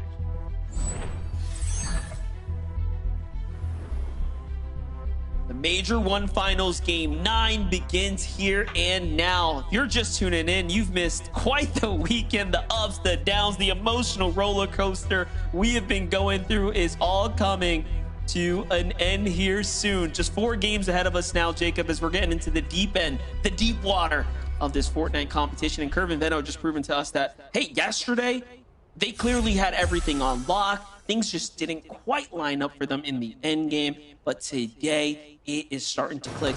And for Tyler and Chance, right, this is a team that's had a lot to deal with as well, but Tyler popping off right now, really getting his money's worth. And don't forget, they haven't been perfect either, but they found themselves inside the top 10 off of that monstrous performance. Big moment here, kind of closing out the day. 4 games left. Might seem like a lot, but it definitely isn't. Threats and Beer probably have feeling it. In that last game, Monster, they were inside of that top 13 bubble. They went down relatively early and fell all the way down to 15th place because of these off-spawn contested fights. So with Blanks and Mako, you can see they're trying to make a last-ditch effort towards the top of the leaderboard. But for Threats and Veer, they're right there. So we talk about mind games. What does that do to a team like Threats and Veer? Do you play aggressive? Do you try to go ahead and disengage, split the drop? I think there's a lot of decisions to be made for Threats and Veer, and there's not a lot of time to make those decisions. Yeah, last game they only survived for 5 minutes. 5 minutes means they fell in 41st place. They were on track to remain in qualification range, of course, for that land spot, the prestigious land spots that are available. And now they slipped down to 15. So that 20-point gap that you talked about, I mean, that was given and then some. Now it's an uphill battle for them to find their way back into the race. Boyo Peterbot on the other side. You know, we're trying to figure out what's going on with this team here. They've had, overall, if you just look at the overall performances, pretty good. However, the best of the best, right? Those that are up at the very top are just outpacing them by a significant margin as far as overall consistency. So will Peterbot and Pollo get their moment to finally win a game is the question. Yeah, especially, you know, you kind of look at some of these teams at the top of the leaderboard and their overall match history, and you kind of look at it from anybody else, you're like, man, that's a good match history. But for the teams like Peterbot and Pollo, for the teams like this Clicks and Higgs, when you start off the first 3 games for Clicks and Higgs with victory royales, it kind of sets the tone and the pages for the rest of the tournament, but then things don't necessarily go your way. With one of the best POIs, they got 4 games left. I think anything is possible, especially since the last couple games to start today. They have their head on straight. They're still staying to their plan, going for high ground when they can. It's just unfortunate. I think more and more teams are ready to make the risk with everything on the line today. For me, I still can't be the only one who's wondering why in the world did they end up at the Dark Dominion against Cold and Rapid, who are clearly playing that's a cut above the rest of the competition right now. So we'll keep eyes on this. This is obviously one of the stronger draw spot teams tend to rotate into for Metal. Let's give this little highlight here, some action. Noisy and Neo just holding down the Sanctuary once again, finding a nice little lurk play there. Meanwhile, Tyler and Chance survived the Boulevard. Looks like Curve and Veno have not decided to push down south towards his team, and instead they end up disengaging and out towards the southern edge of the map. This is something we saw Tyler and Chance do in that last game. They landed the south side of Battlewood. Sometimes it can be a little contested, so they immediately go towards the south and try to cut off the loot path of any of these teams. that are on this portion of the map. Going to be plenty of opportunity depending on what your timing is, but it seems like Tyler and Chance barely missed their window.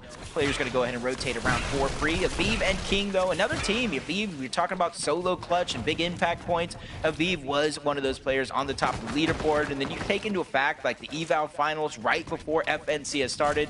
They were the only team to win 2 different games, so they have the blueprint. Just unfortunately, we really haven't seen the success that we'd hope for from a team like this.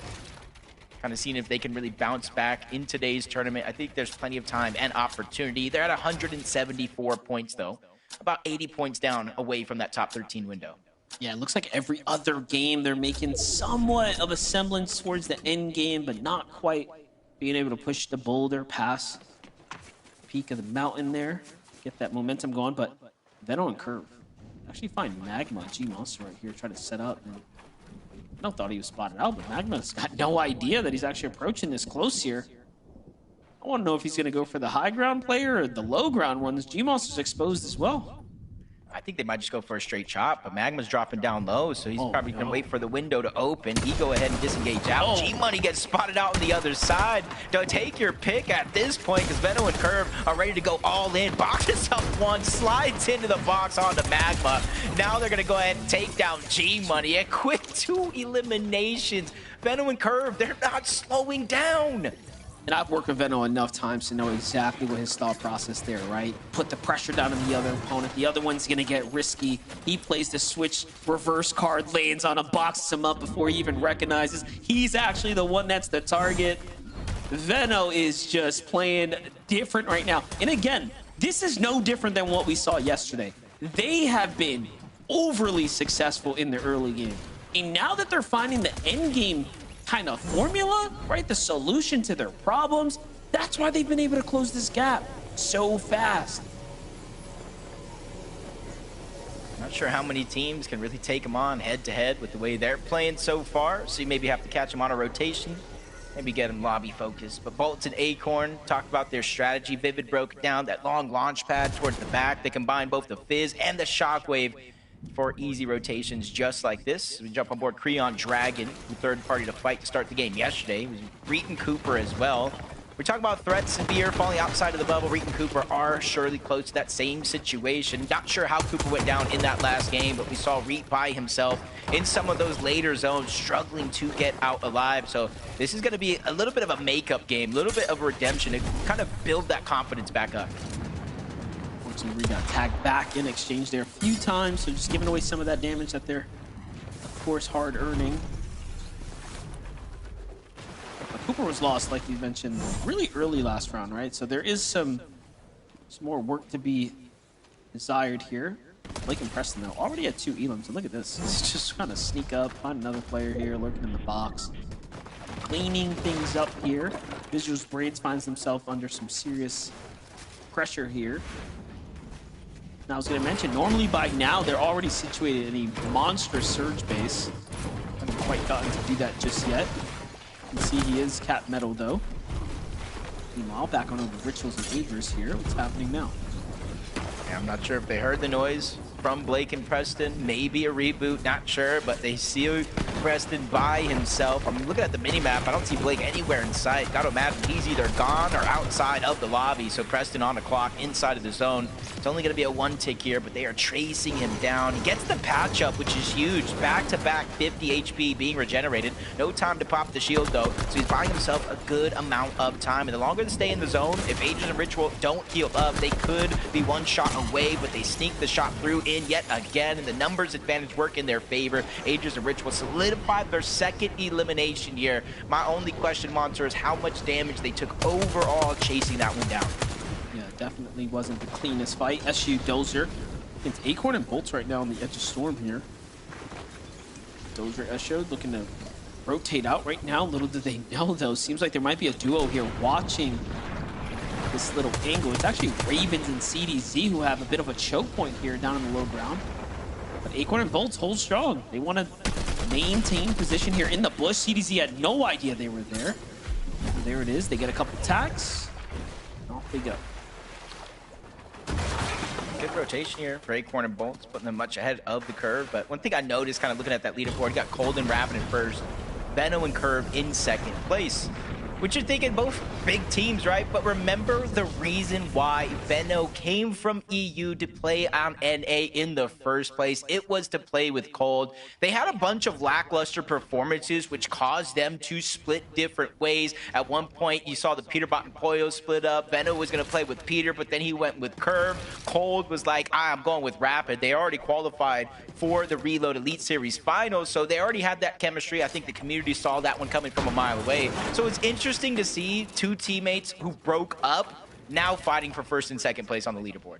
That's right. And Minish has that LAN experience as well, right? So bringing something totally new to this team here. And if they continue to do what they're doing and stay on track to make it to LAN, that's going to pay off for sure.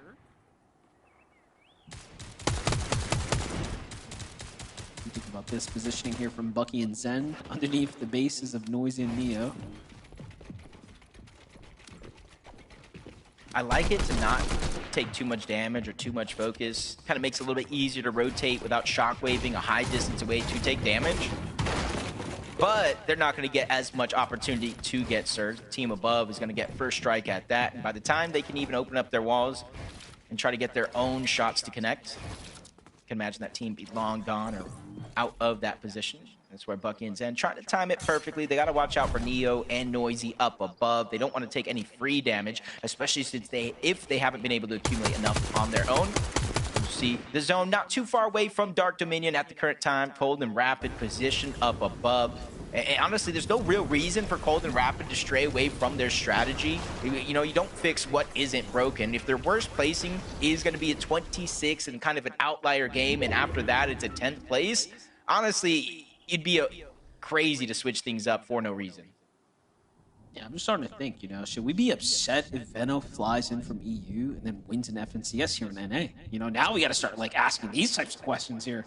I don't know how to feel about it. It's getting pretty contentious up at the top. It's definitely going to help his case because you know how he feels about the comparison for EU to NA, and he's just right there. Honestly, less than 20 points away at this current time, closing the gap as the game does go on. You see Reet and Cooper on the distance, trying to make up for that last game. You see them kind of waiting, biding their time, and this is where a lot of teams, if you look at the strategy from Clix and Higgs, and you were asking the question, how did Higgs go down? You can almost imagine a situation like this, coming in, using the wonky wheel, and a lot of these teams, just like, Reet and Cooper, Cold and Rapid, are positioned high up in their surge tower bases, so you're not going to be out of render distance as you would think. Yeah, they got eyes on the boxes, right? Like, I already kind of called this before. Teams that are positioned up in these bases do tend to wait things out and try to look for opportunity for those that are going to rotate, pass. Again, this is game number 9, 12, 2-day format here, always keeping us on our toes. As things are starting to heat up, the 50-50 zone's going to pop, and it's coming up this way. And this is kind of risky, right? But, Jacob, we talked about teams that kind of play deep into the storm right here, and then the zone pulls your weight, and you just stay here, right? And you kind of tank all of this storm. Now, what you're doing is you're opening yourself up to potential sickness, but also, obviously, it's going to cost you a lot of heals. Yeah, a lot of your resources. That's kind of the give and take of a game like this. We talk about a similar scenario when somebody's getting struck down by Storm Surge. Do you out-heal it? Do you try to get eliminations? So hopefully, with their positioning here, they do pull zone. Reed and Cooper, they're going to go through their splashes, maybe some pizzas to try to maintain their position, not only on high ground, but on the north side of the map where it's going to open up. It's going to be a little bit slower to travel through. Muds and Sphinx, Storm Surge does activate 175 above the damage threshold. You're seeing they're only peeking for small opportunities. They're level with the ground, so they're not going to get as much information from all the teams rotating in. Confused for a second. It looked like someone literally fell out the sky. I'm like, do we have an in-game event happening right now? What was that? Sphinx and Muzz just kind of hanging out right now. I like the spot that they're in, 150 above. Not too bad. Not exactly safe. However, it can go either way. See Curve, Venno now. They've already found themselves pretty content, right? They find their elimination. They get the big cleanup here, and they haven't quite left. They just took the Surge base and have turned it into their own strategy. Now zones continue to pull this way. They're going to have to shockwave out here shortly. Here it goes. going as a team, but ooh, someone's waiting for them to make that move. A little bit of damage onto Curve, but Veno goes untouched.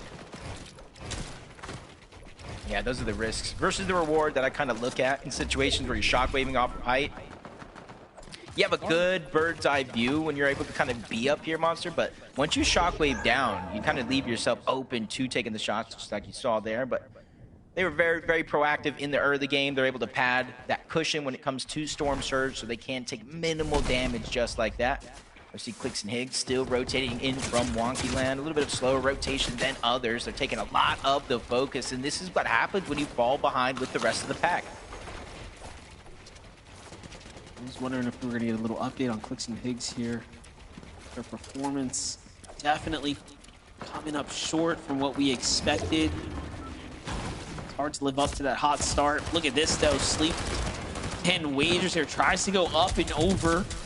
They get caught in the process. Also find themselves below the surge. So there's just all types of problems here to deal with. Meanwhile, Veno takes full advantage of that. They get the refresh that they need. They might even build into the zone here with a monstrous metal base if they wanted to. I was going to say, they obviously have enough mass to do so. Let's take a look at it. It's Veno who connects there, Jacob.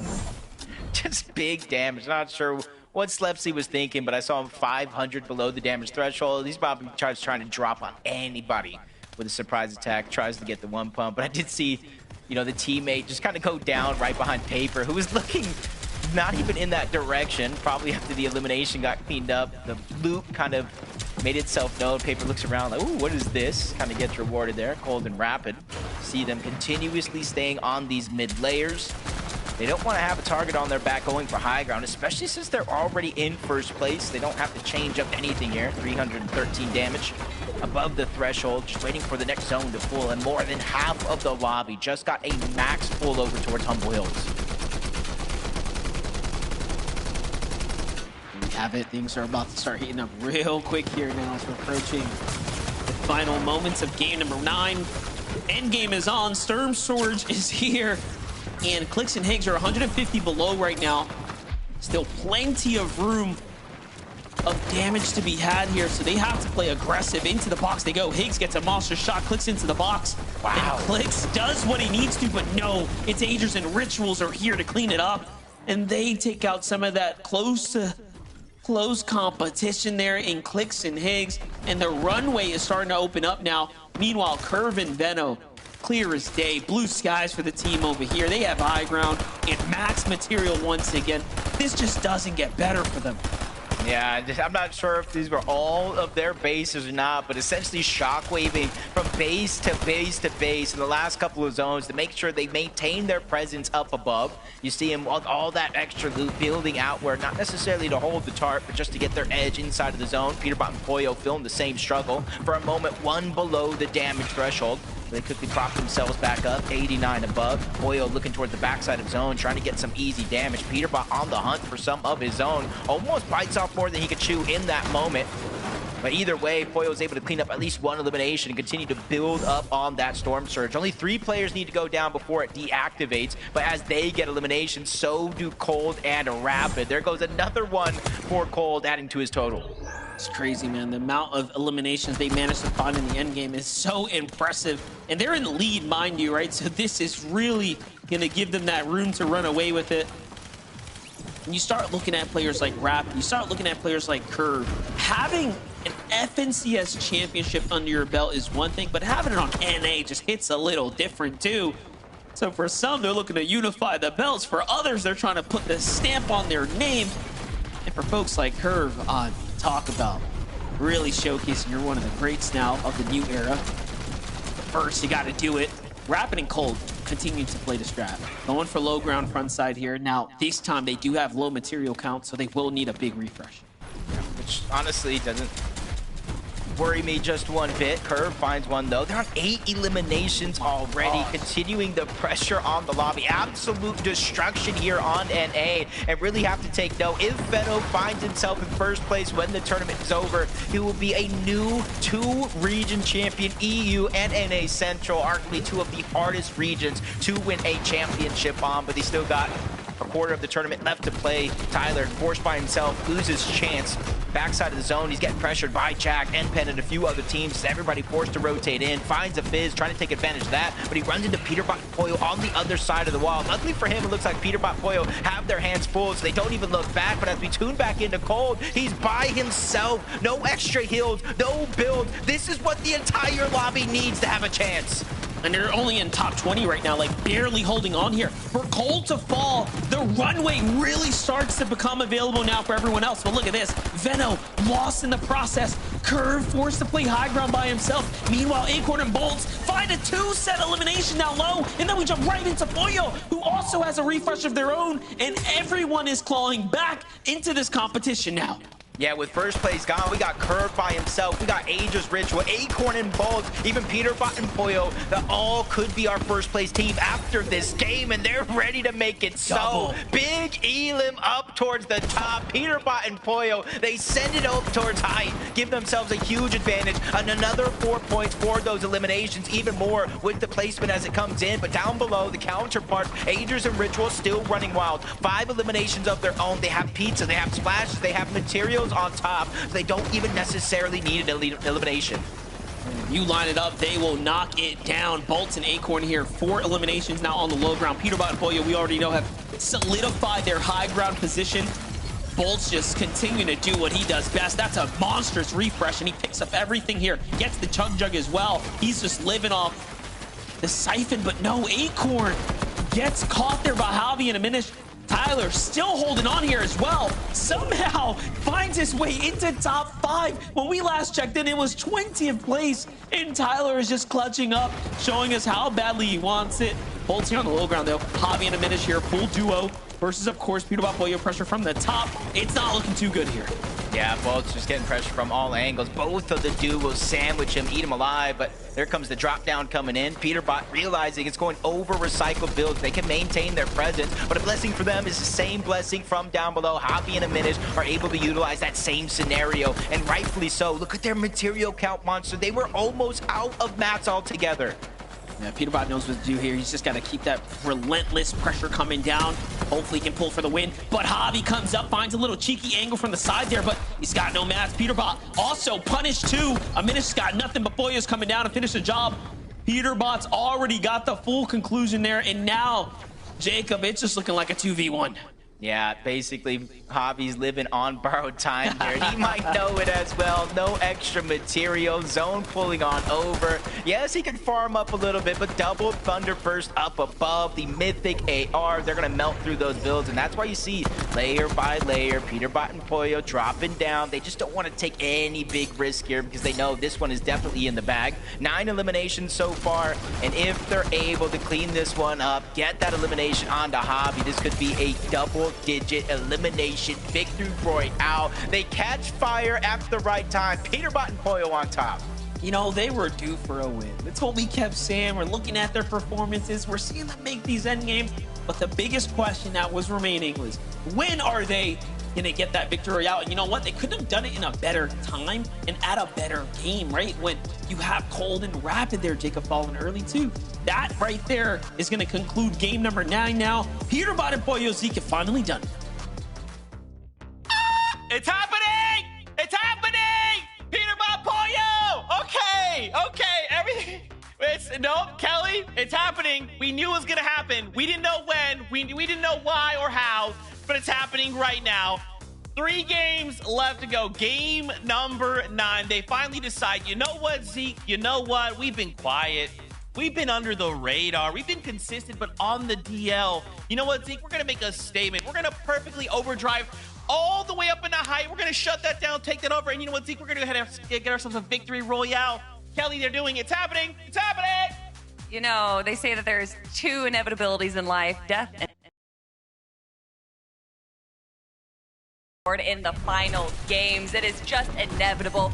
Peterbot and Pollo, we've seen them do it time and time again. The narrative has popped up time and time again. They're washed. It's over. Peterbot's done. And then they wrap up day 1, always still in the top 10, by the way. But day 2 is where they come to show how they do it time and time again. Peterbot doing this crazy height steal to go onto Curve, who was a solo. Poor guy had no chance when you have Peterbot and Pollo flying up.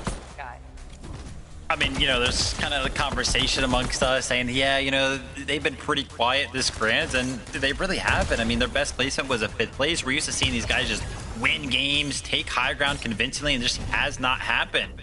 But that being said, they kept themselves in contention, right? Even though they weren't having these pop-up games, even though they weren't having those performances that we're used to seeing out of them, they were still in like 6th place going into that game, right? Just close enough the first place where it's like, okay, technically it's possible for them to kind of catch back up. They're just always flying around, always buzzing around. And then it happens. They win the game. It's like we literally brought it to fruition by speaking it into existence. These guys are back. They win the game, and I saw how many points they have. I can't wait to see the leaderboard after we come back. Oh, Vivid, you stole what I was going to say. 485 points. We knew going into that Golden Rapid had 446. But where did they end? Have they overtaken that #1 spot? Let's find out after this short break. Don't you go anywhere. We'll see you right after this.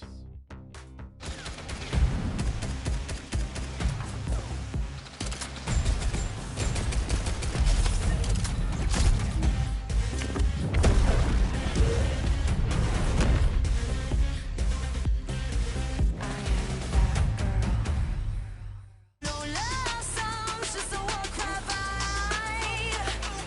This is my world, watch me arrive. Watch me arrive. Watch me arrive. Watch me arrive. Two teammates have his back. There's Nash. Gets the drop on Marius. Stays alive. They're targeting up Vanya. 3v1.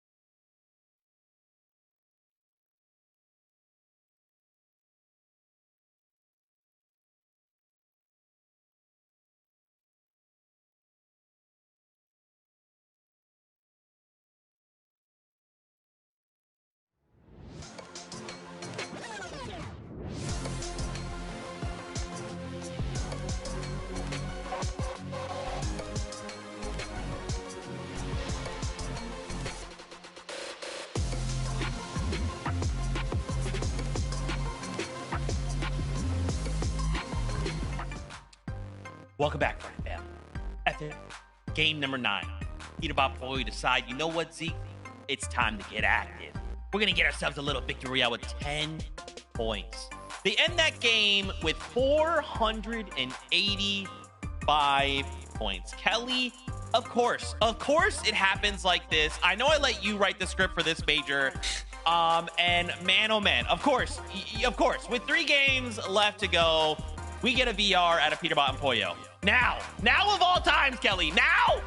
This is when they always do it. They always like to build a little bit of a story because we always go into every major thinking that Peterbot and Pollo are going to run away with it. And that's just boring writing, Zeke. So instead, they make everyone sweat a little bit. They have a little bit of a struggle through day one. And then it's day two, in the second half of day two, where they really start to show everyone why they are the demons of North American Central. Peterbot and Pollo now with just a 6-point lead over Curve and Venno. But more importantly, Vivid, I'm looking at Cold and Rapid dropping down. But again, that drop is not that far. All of these teams are close enough. I mean, 30 points separates first and fifth place. But, I mean, Peterbot and Pollo, it may have taken 9 games for them to finally go ahead and take that throne up there in the #1 spot on the leaderboard. But from an individualistic standpoint, Peterbot is still playing like we're used to him saying. Like, I'm looking at the damage dealt over the course of these 9 games. He's currently at 8,300. In second place right now is actually Azers with 7,300. So Peterbot's 1,000 damage dealt ahead, and that's exactly what we are kind of used to seeing. Sure, he's getting beat out right now by the likes of, Azers, Curve, Venno in the elims category, but he's still up there with those guys, top 4 in individual elims. These guys are doing good. All of a sudden, finally they get that win, and now they're at the top. I just can't believe it. The story is what it's going to be. And of course, right now is when Peterbot and Pollo decide to pull out a win and take over the #1 spot. But let's start to look at this top 3, right? Curve and Venno. We see them in this last game get a 12th with 8 elims, right? And it's funny because Levin joins our call and he's like, oh man, that's crazy. That Venno guy, where's that Venno guy from? He's from NA, right? We're just like, okay, buddy. Okay, Levy Poo. Oh, man, these guys are going crazy. 57 eliminations, Kelly. You called out a number not that long ago over on EU what their record was. We're right there. We're right there with 3 late games left to go. That is right. And we can imagine that if a little misstep happened over here with Venno, if that misstep did not happen, that they would probably even have more eliminations, if not win that game. But unfortunately, Venno did go down to this right here.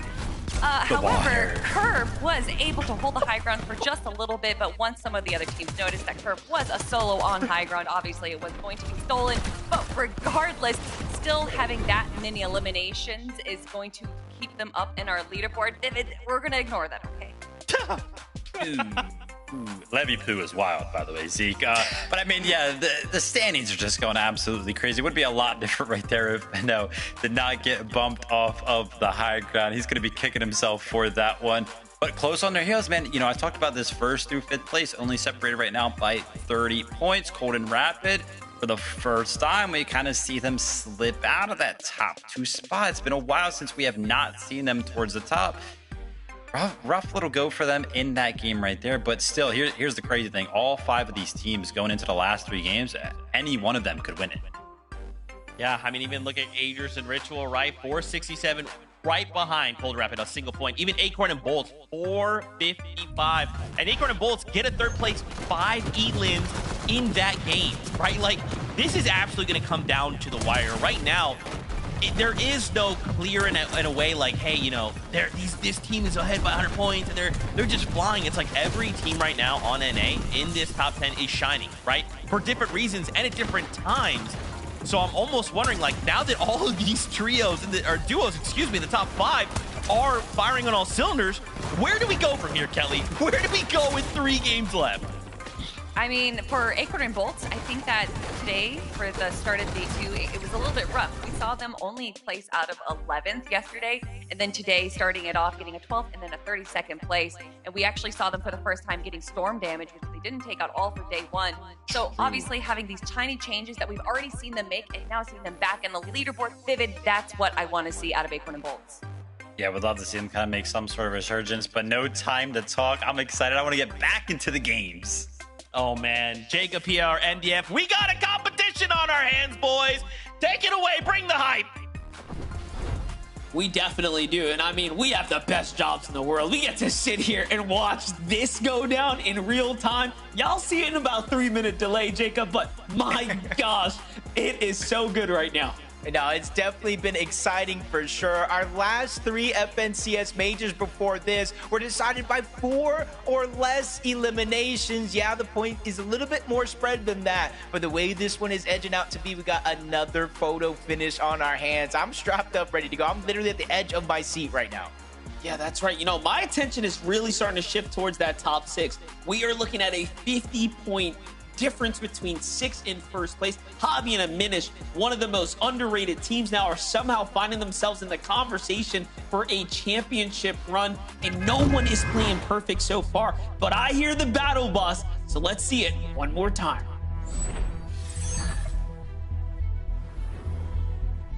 3 games left, Monster. Just 3 games remaining in this tournament. And already for the last 3 games that we've seen that leaderboard shuffle up so much, from Cold and Rapid being in first, Curve and Veno having a chance to now Peterbot and Poyo being on top. And even that race at the bottom for the bubble, the top 13, 2 points separates going to Dusseldorf and having to go and try one more time.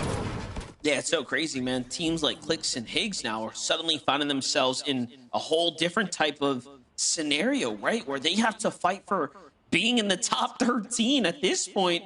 Trying to get the championship win is starting to be pushed out of the question. Curve and Veno, though, switching up their strategy a bit, opting to go a little bit more aggressively to the north side, trying to see maybe if there was something here to be, of course, earned. But look at this, finds a little Llama. You happy about that one? Was Curve contested, or did he get those out of the sky? That's just my biggest question. I don't know. Yeah, either way, it's just a testament of, like, whether it's the beginning, middle, or end of these games. I don't know what they ate for breakfast, but I need to order me 2 of those because they are just firing on all cylinders. QK, Contrap, they had such a great moment to end the day yesterday. Most of us didn't even know where he came from. That first place, 8 eliminations, that bursted them inside of the bubble. Today, however, hasn't necessarily been going their way, but they are still so close to contention. They just need to close out strong. You know, what I'm thinking about is Veno and Curve. Veno's probably telling Curve, like, bro, be on the lookout. Do not be surprised if Peterbot and Poyo land this, you know? Because their drop is technically big enough. And if you know Veno, he's got that main character energy, right? So does Peterbot. Like, Peterbot, the way he treats Clicks in a finals or any other rivalry that's neck to neck, he will definitely land on someone like Veno as well, just because the storyline will be so exciting to watch. And they're all that close right now. Yeah, 20. Neko just trying to go ahead and get out of a bad spot. Both of them kind of separated. Like, Lex got a good opportunity here. Took too long to go ahead and execute on that chance, so they're going to be forced to disengage as Neko reunites along with 20, trying to push them back further and further. And that's the thing about these split drops, to where if you don't go ahead and get those eliminations on the contested drop, it makes finding that loot that much harder. Mako Blanks going ahead and pressing on to Muss outside of the Riptides. They have a good 2v1 opportunity here, but they're continuously trading shots. Muss not going down without a fight. Another chance there as he lands another big tag, 26 HP. Even the knock onto Blanks, he has a chance to 2v1. In comes Liquid as Duo finally arrived. They clean up that elimination, but the party does not stop here. Threats and Veer, who are once inside of the bubble, fell out, are ready to make up for those mistakes early on. They have the Fizz, they have the Shockwave. They're trying to close the gap and figure out exactly where he went. Heard the noise onto Mako, so they're just going to drop down and try to clean up this Elim. Yeah, doing a great job chasing them down right now. Veer's got full sights here. Threat's got control of the coast as well. Should be another tag. Unfortunately, they don't quite find it, but this is still great damage, and they want these points right there. Again, found themselves in the top 10 and then fell within around that 15 place range after slipping out. So Veer and Threat still have some big games to be out here. Just getting more and more crowded over here towards the Riptides, though. Got Nick and Skinny Cat moving on over. Threads and Veer kind of gave up positioning, chasing for that Elim. Then you have Muss and Liquid on the other side of Riptide. So even though they were able to get the couple of eliminations there, I don't think they advanced their position all too much. Higgs and Clicks, they get the legendary drop this time out of Wonky Land. Better chance at those rare chests, more gold. And already at their POI, they almost get maxed mats at that mini game. They have the wonky wheel, so they have everything they need in terms of finding success. And early on, obviously, it is only the first zone. It seems like it is moving on over the western side of the map. Last time we saw them pull a zone like this, though, Jacob, they did win the game, right? If it came this way. Flicks and Higgs calling on some connects here to try to make something big happen at this point.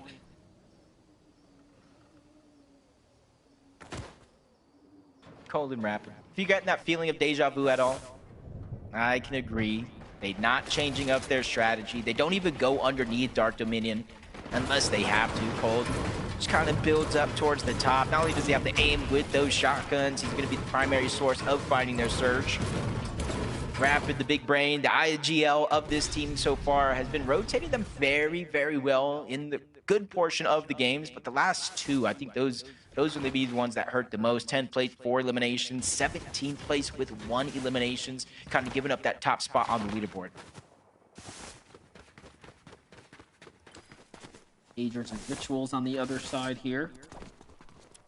Bit of a quiet rotate for them right now, but they're close to this Dark Dominion. So I am curious what the strategy here is in the coming moments. They've almost continued to position themselves around some of that competition up on the standings. Acorn and Bolts on the other side. Bolts is very situated right now. Yeah, I think he looks down towards Wonky Land, but you can kind of see that big base over towards the Ferris wheel. It's fully blocked off for that direction, so no easy peeks from there. Has to look elsewhere. Over towards Latte Landing, though, where Power and Penta make themselves known. At the Reek and Cooper drop spot. Back on over towards that launch pad, typically where the primary source of rotation goes through. Cooper down below, tries to go for a cheeky shot on the Power, but he regrets that one momentarily. Pressure continues to fly his way, but Reek was able to find an opening on the Power, gets the shield on just like that. But they're just taking so much damage from the Storm itself. Yeah, they have to get in the same box, heal up with those flashes, because they were one shot away from going down. One Elam separates them from the top 13 lane spot right now.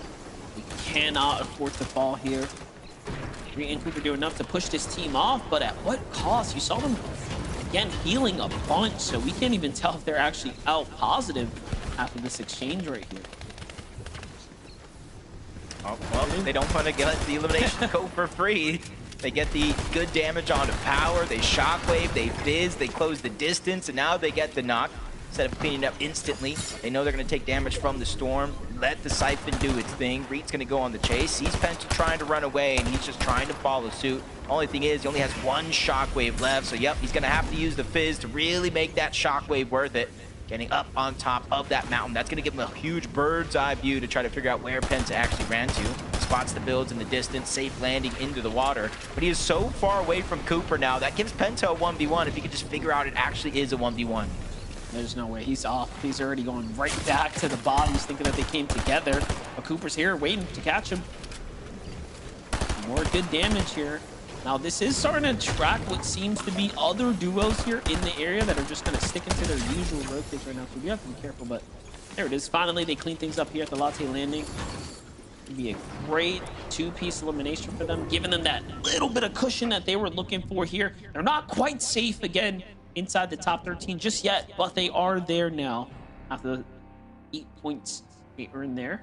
Meanwhile, Visual and Braids, what is this? This is a completely different strat. Even got me shaking my head, scratching it, trying to wonder what went wrong. Typically, we see a team like this spread out on these mountain ranges that you see there in the minimap, and that's how they get a lot of their surge. This time around, maybe trying to wait for somebody to lurk in late, find something. Hopefully, they make a mistake. Timing, if it doesn't work out, though, might put them behind the rest of the curve as QK and Khan find themselves an elimination over here towards Painted Palms. Instead of going on a wild goose chase, though, they're going to let that solo player run away. Maybe they could turn back and get the elimination later. We know we're going to go for a reboot eventually. But for QK and Khan, man, this is going to be a good start to the game. Get that damage early. And once you got that Storm Surge damage early, it kind of opens up flexibility to be able to focus on the rotation instead of just getting damage. Yeah, talk about those eliminations too. I'm going to be keeping close eyes on visuals and breeds too, because like you said, that is such a massive risk for them to take here, waiting inside the base, hoping to ambush someone. And then you look at the map, look at how much distance there is between other players. It, again, from here looking at it, might not pay off. We'll just have to see. Peterbot Boya, though, back to the same trusty strategy, keeping this huge surge tower. This just seems to work out a lot better for them, and then pushing teams that they tend to weaken on the way. There's an Adrian, one of the few down here at the Dark Dominion. So we saw them rotate past this. They didn't go around to actually contest Gold or Rapid, of course. And shots coming in from Peterbot's duo up top. Yeah, they spotted that one out quick. Saw the surge base, saw the window open. Unlike some of the other surge bases where there is no top on their base, you can kind of, you know, crouch, uncrouch, peek over, not really give yourself away. But Peterbot built it in a way to where it's impossible to get shockwaved on for free. So usually we always talk about Peterbot and Boyo hunting teams down. I'm getting in the back of my head. Maybe they're prepared if worse comes to worse. That happens to them. They are the team to beat after 8 games so far. I should say 9 games. We're here in game 10. Let's see if that lead goes away. Muzz and Sphinx over towards Humble Hills. Zone moving on over towards Squibbly Shores. We talked about last time Clicks and Higgs had his own move over in this favor. I think everybody here on this side of the map has just been gifted a little bit of opportunity, which includes Muzz and Sphinx, who's currently positioned 8th on the leaderboard. Done really good today, too. 2nd place in that first game, 12th and then a 10th, right? So a lot of in-game appearances so far for Muzz and Sphinx.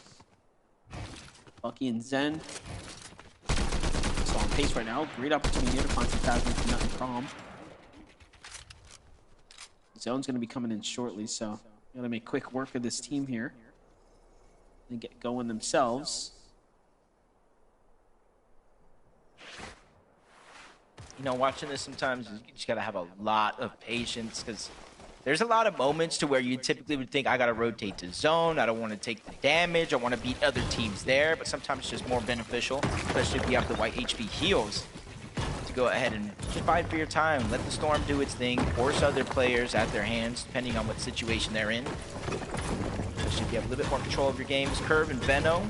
A different approach already. You know, in the last couple games, we see them very, very early on try to be the team on the high ground and really condition the rest of the lobby. This time around, just like we saw Visuals and Braids, taking a whole different approach.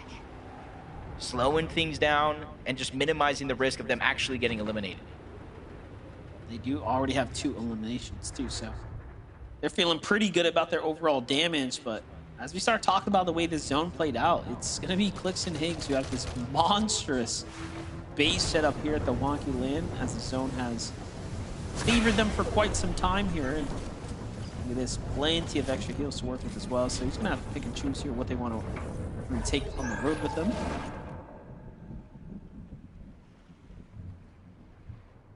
Plenty of time to wait. Zone is pulling towards the south.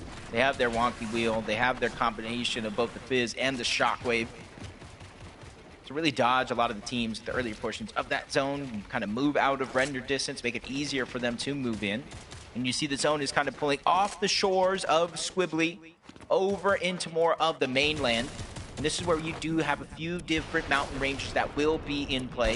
So rotations being quick, that is of the essence here. And that's where you see now, for all those other players that have waited until this zone to try to move their way in, you're seeing Cold and Rapid, they're pulling that edge of the zone. Instead of going straight in, they know this side of the map is more than likely uninhabited by a lot of the players, so they're just going ahead, taking a slow approach yet again. They don't seem to be in a worry, and they don't seem to be desperate to make any big plays. Yep, and they got little bushes to play with as well here. So with the zone coming back their way, look at that. They have a nice little ambush set up there. All the teams rotating in. Peterbot still finds himself safe in the positioning here. So long as they found their damage, they'll be just fine. Majors and Ritual haven't really moved either since rotating their last position here. They're only 83 above, so this is a much more precarious situation to be in. Yeah, it might look good. It might look good now with the damage being above the threshold, but you know as well as I do, the way that some of these games have been going, you'll be above in one zone and then instantly fall below in the next. damage. We need to get down to a certain minimum of players for each and every one of these zones as the game does progress until it eventually does turn off down to 40 players overall. So they're really playing tiptoeing with that line when it comes to Surge. Cold and Rapid, similar situation, only 143 above, and it's not easy for them to rotate from point A to point B. About 30 damage is going to get taken off of that Surge. One thing to note, though, they were max material coming out of that storm there, so they are in a prime position here. Don't let that material count fool you. They are getting late into the end game here. A little bit of storm pull luck here, and you'll be in a great spot to be in. Overall, though, Peterbot and Boyo, the same can be said for them. They have this high ground base. They've had the zone this entire time. They're finding a tremendous amount of damage from this advantageous spot, and now they get to shockwave out and play into the Dark Dominion. So this is actually Cold and Rapid's draw spot. And again, normally when you get the drop, obviously we've seen those teams turn these opportunities, if you will, into huge wins, if not better. But again, that is to be determined, as now we're starting to push that end game. Venno and Curve, no pressure so far. They've just been sitting on the vending machine trying to see if anyone was willing to come this way. Clearly, some people got a little too close to the fire and got burned here. It's Magma and G Monster. This is another Venno and Curve elimination onto the same team. They just can't catch a break from them. Yeah, and I know the game's still going on, but with those eliminations there, they take first place in the tournament. Placement points haven't set in. It's going to continue to jumble, but it goes to show how close the leaderboard actually is through and through. Am I watching a replay? Am I watching another clip? Peterbot and Boyo are just finding opportunity after opportunity, and it's on to Veer. That is going to be a heartbreak right there if Threats cannot clutch out some good points in this game. He is only 4 points away from that bubble. Yeah, they were doing so well after finding those two elims, and now lose your teammate kind of here is going to be that much more tougher. Well, you have to make at least 20 or 30 points. As we were jumping away, I think I saw Venno find another elimination there too, so the rotates are clearly working well. Yep, here it is. We get to jump in with that. They're at 5 elims now, Jacob. Things are just starting to get really pieced together for them. Take a look here. They find a lobby focus onto Jack. They get the elim credit. It just can't work any better for them now. So all that matters here for them is just going to be key positioning, playing for the end game. No one's in that base up top either. Somewhat of a vacant Storm Surge base from before. The zone has bounced back. Acorn and Bolts are still in this game as well right now. Barely holding on to us. They found themselves only 20 above. I see Clicks and Higgs there in the distance too. Meanwhile, Peterbot continuing to find eliminations. Yeah, to start the game, Venno and Curves, 2 off-spawn elims, put him in first. Peterbot gets an elim, they take first back. Venno and Curve get a couple more elims that pushes them in first, and now they take it right back. We're literally ping-ponging as this game goes on between first and second place, but you still got Cold Rapid, Agers and Ritual, Acorn and Bolts all still in the mix, so you can't forget about Clicks and Higgs. All it takes is one moment to catch fire in these next 3 games to really kind of shut everything up. They do have that gold Chaos, they got the purple AR, they got Slap Pizza, they got Fizz, they got Shockwave, they got all the resources necessary to have a good game here. But the zone might play a huge role depending on where it goes. I see it moving towards the south. We're going back in and through Dark Dominion. So even though we got those buildings we need to worry about, it's not as drastic as a North Pole and all those mountain ranges. Jacob, I also saw Visual and Bray still alive as well, so it seems like their risky play did pay off. They're in the bottom right there, still fully healthy. Clicks and Higgs opting to go for high ground here. Once again, this time, as early as the 8th zone, while teams are playing pretty close to second height. So this is extremely risky. Hobby and Amina still in the game as well. But Clicks with the big elim onto enough there. He doesn't get too risky either, right? He allows the boot to fall there. Comes to back up his teammate Higgs here up top. It's Bucky and Zen who are trying to fight for it, though. Yeah, and this is another reason why I think it's just a little bit too early sometimes in the game. Pollo's down. Not only because of material, but it's because of everybody sending it up above. You said it yourself, Pollo down. There's a lot of pressure here on the Peterbot to maintain their position on the leaderboard. Quickly peeks up, steals some of that loot away. Curve and Venno are on the other side, literally first in place, staring at each other through the wall. And I think Peterbot knows that danger's around the corner, tries to go up. Shockwave above, makes the play onto Zen. Nobody does that as a solo, and he's even backing down Bucky. They have the confidence to go up to challenge Clicks and Higgs, but now it's falling short with Peterbot storming him down. Just doesn't get better, you know, he's just sticking to the game plan. He's like, you know what? We want to come into these games teams in play for high ground. It's what's going to open up positioning for me. I'm just going to go ahead and do that. But Clix and Higgs, of course, have the same strategy too. Herobot tries to bail off, of course, but it's not going to be enough. Clix has just got his number this time.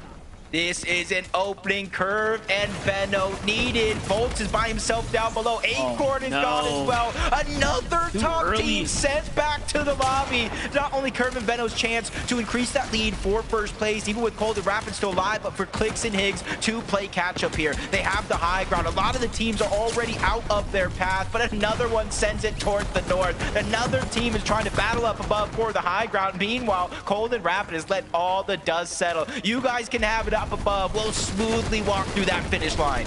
Don't forget, Javi and Diminish were in 6th place coming into this. They have a chance to fight for first as well, and they're trying to just show us that they have life in them as they go up, but Clix and Higgs is willing to battle it back on over into their head. They're really just wrestling for high ground right now, and it's cost them so much material. Clix and Higgs have almost given away the win condition at this point if they can't catch this refresh.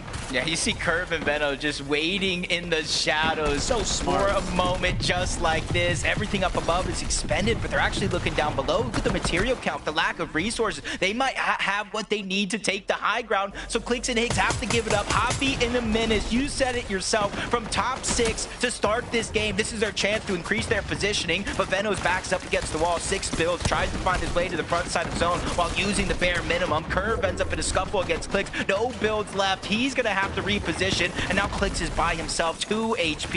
A quick peek from Venno. He returns back to the scene of the crime to take down his former teammate. Unfortunately, he did lose Curve in the process. He finds Prom here as a solo, but no, Nut comes to back him up, and then he has to back off here completely. Look at this. Venno didn't even get to pick up any mats either.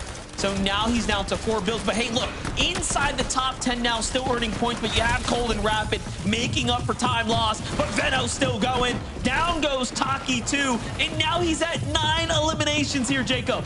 This is a legacy at its finest. Venno is really trying to put on, not only for himself, not only for Curve, but the entire EU region, saying, hey, look, it could be that easy. Cold and Rapid, though, still a big pain in their side, but Rapid goes down. Muzz and Sphinx drop down from above. This is literally chaos at its finest. This is crazy. The points here being added up. Meanwhile, Venno's just soaking up placement points because the lobby's doing the hard work for him. And he goes into monstrous shot onto Ritual. Oh my gosh. Venno just continues to do it time and time again. And don't count him out just yet. That's another huge shot. The Fullberry miss drops too. Can he get some time to pop it? There it is. Tries to break out through the top. Look at the game sense, the awareness to break out of the dangerous layer. Venno is firing on all cylinders right now, and he is still going. I can't believe what we're witnessing. Venno is taking over in this endgame, but he has to be careful. The only solo left. He's gonna come for a Minish on the other side. A huge shot's gonna be fired. A Minish goes down. It's a 2v1 monster. How is he still doing it? How is he managing to earn these points? He's trying to get it back in blood. He might actually get this elimination here too. Zipta falls down. Void's all weak, and he gave us the performance we were looking for there, Jacob. Gosh. Oh my gosh, Monster, I needed a moment to breathe there. My heart is pounding. I'm not even playing in this game, but Venno came to NA. He is taking over. He picks up Curve, and this team is a bulldozer in these NA lobbies. They're single-handedly taking down top team after top team by themselves, but Zypta, Void, they deserve all the praise in the world, Zeke. I am at a loss for words. I wanted to, obviously we want to talk about Venno, but we need to highlight Zypta and Void.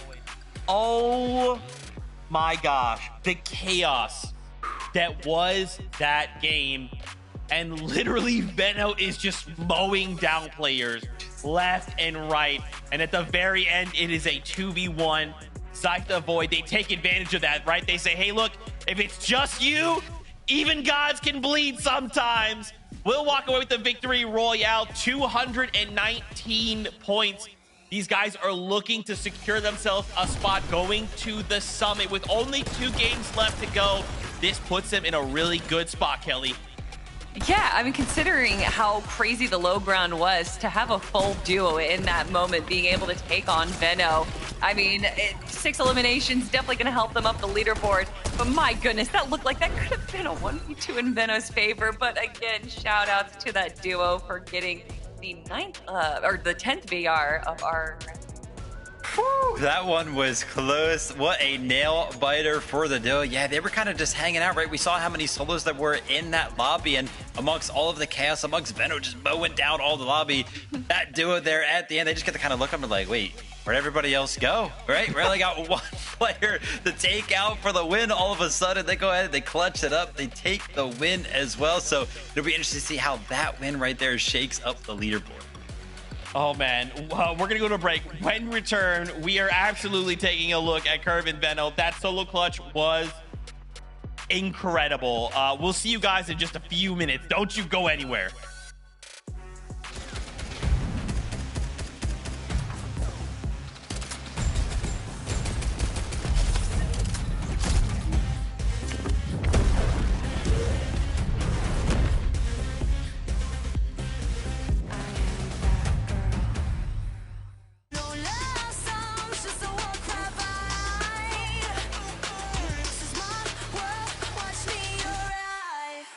Watch me arrive.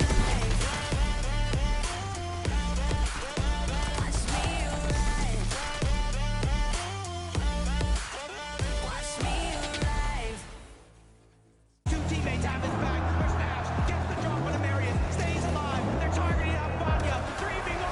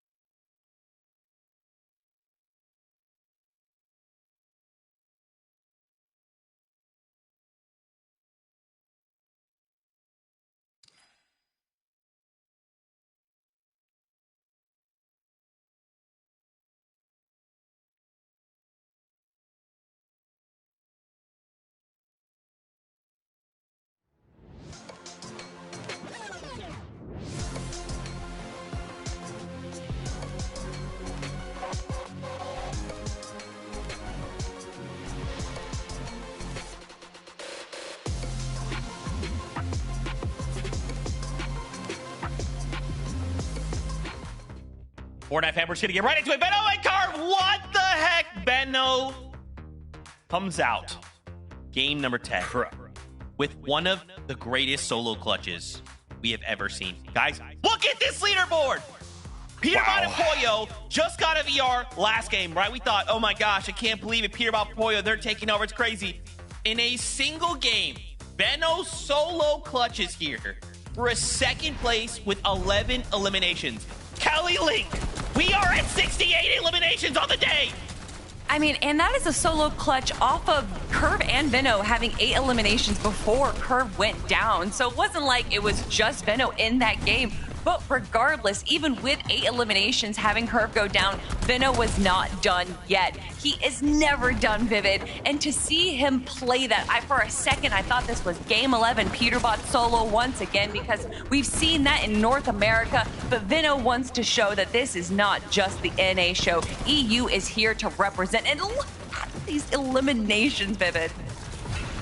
Insane. I mean, it's like he can't miss right now. If this guy has a shotgun out and there is somebody anywhere near him on his screen able to go ahead and hit, he's hitting the shot every single time. And how chaotic some of these end games are. I mean, he is just switching layers when he needs to. He's using overdrive grenades to fly up, and even mid-air, opponents are moving, he's still hitting the shots. And everybody that was watching this must have believed that it was possible for him to win this 1v2, right? Like this, it looked like he was unstoppable. Everybody's like heart froze for a second watching that right there. And I gotta tell you, the rest of the lobby right now is in absolute trouble. We kind of saw it after game number 7. We were like, wow, wait, whoa. These guys look absolutely different.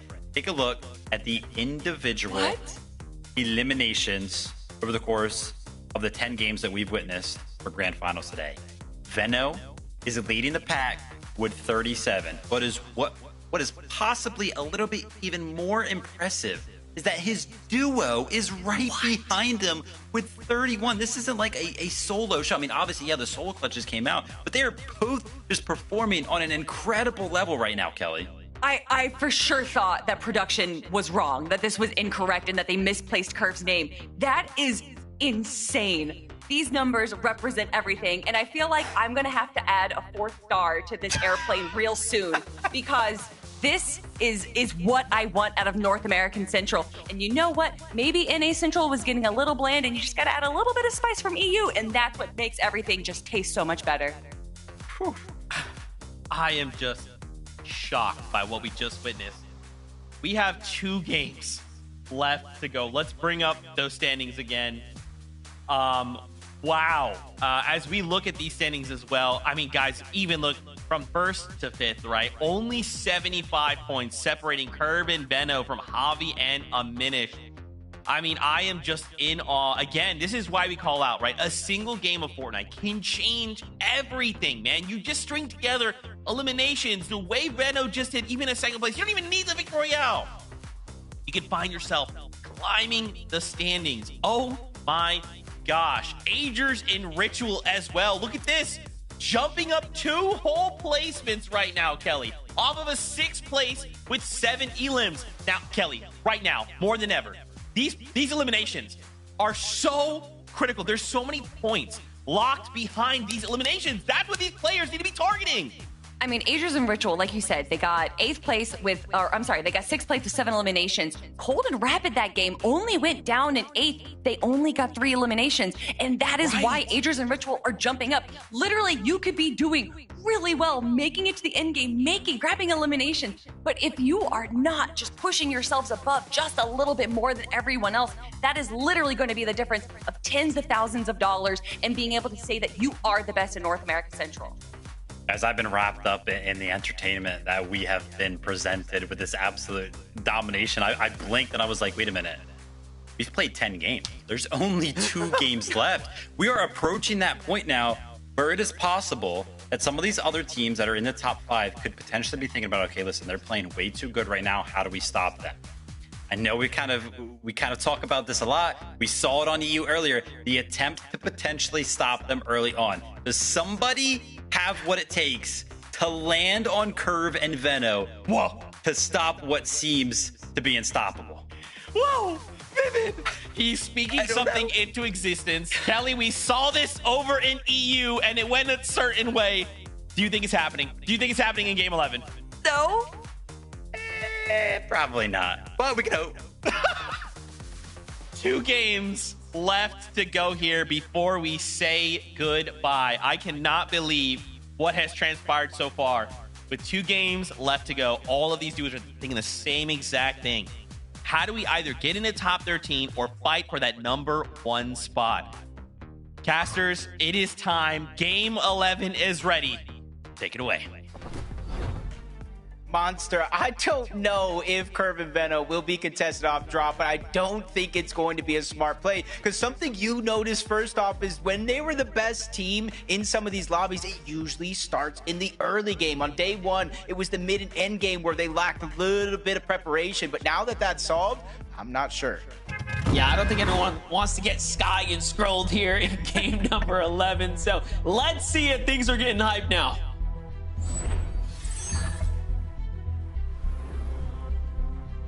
2 games left, Monster. 2 exciting chances for anybody to rise up the leaderboards. And before this moment, we had a very, very close tournament, 6 points difference. But after Curve and Veno is just phenomenal solo play, they have almost a 50-point gap.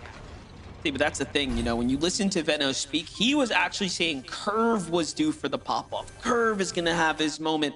Little did we know, the wolf was in sheep's clothing. He has been playing so crazy. It's looking like young Veno, the Veno that we knew to be one of the most dangerous fighters when he was up and coming. We're just seeing him just outperform like crazy right now. And you love to see it too, because it's well-deserved. And the competition overall is extremely close. But okay, Jacob, let's get to some of this action here. Paper and Resi are still fighting for a qualification spot for themselves. That was a great two-piece alone.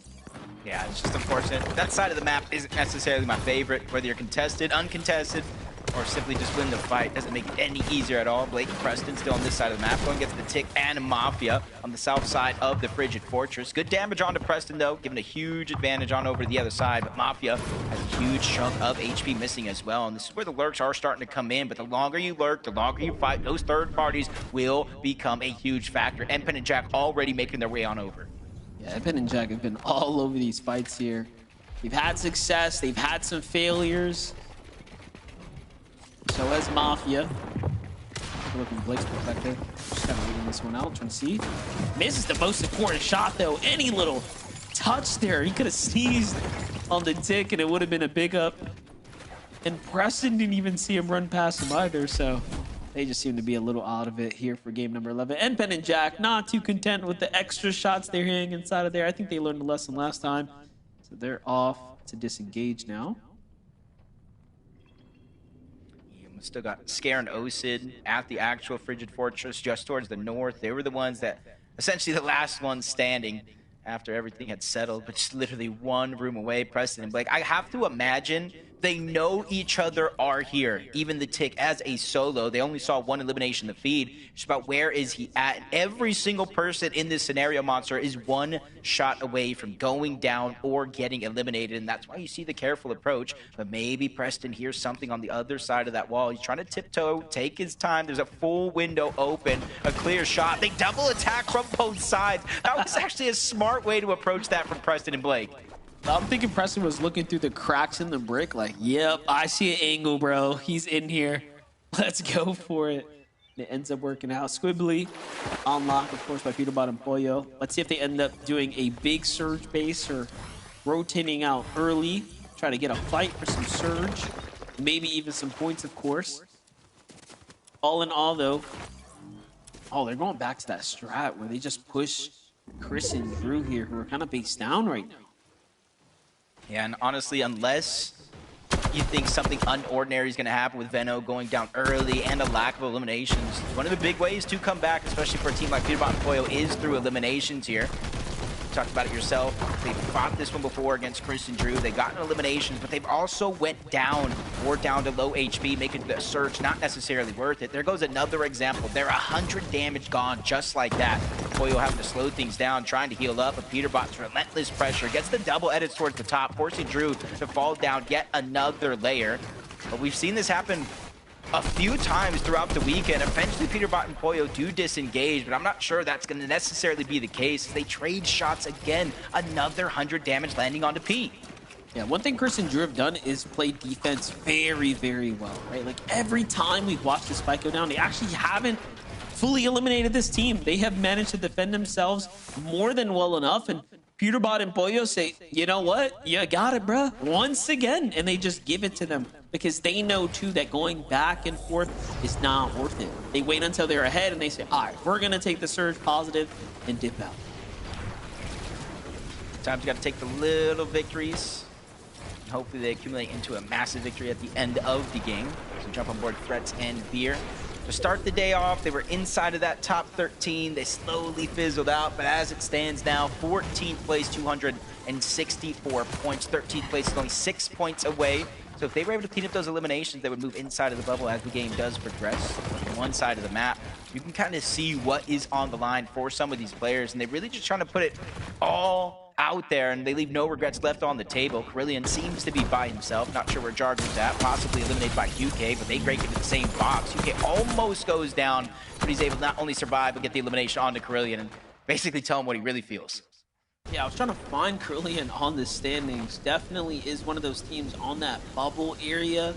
They haven't had enough time to really focus in on their performances, but either way, getting eliminated now in game number 11 is going to be a massive setback for any team here and now.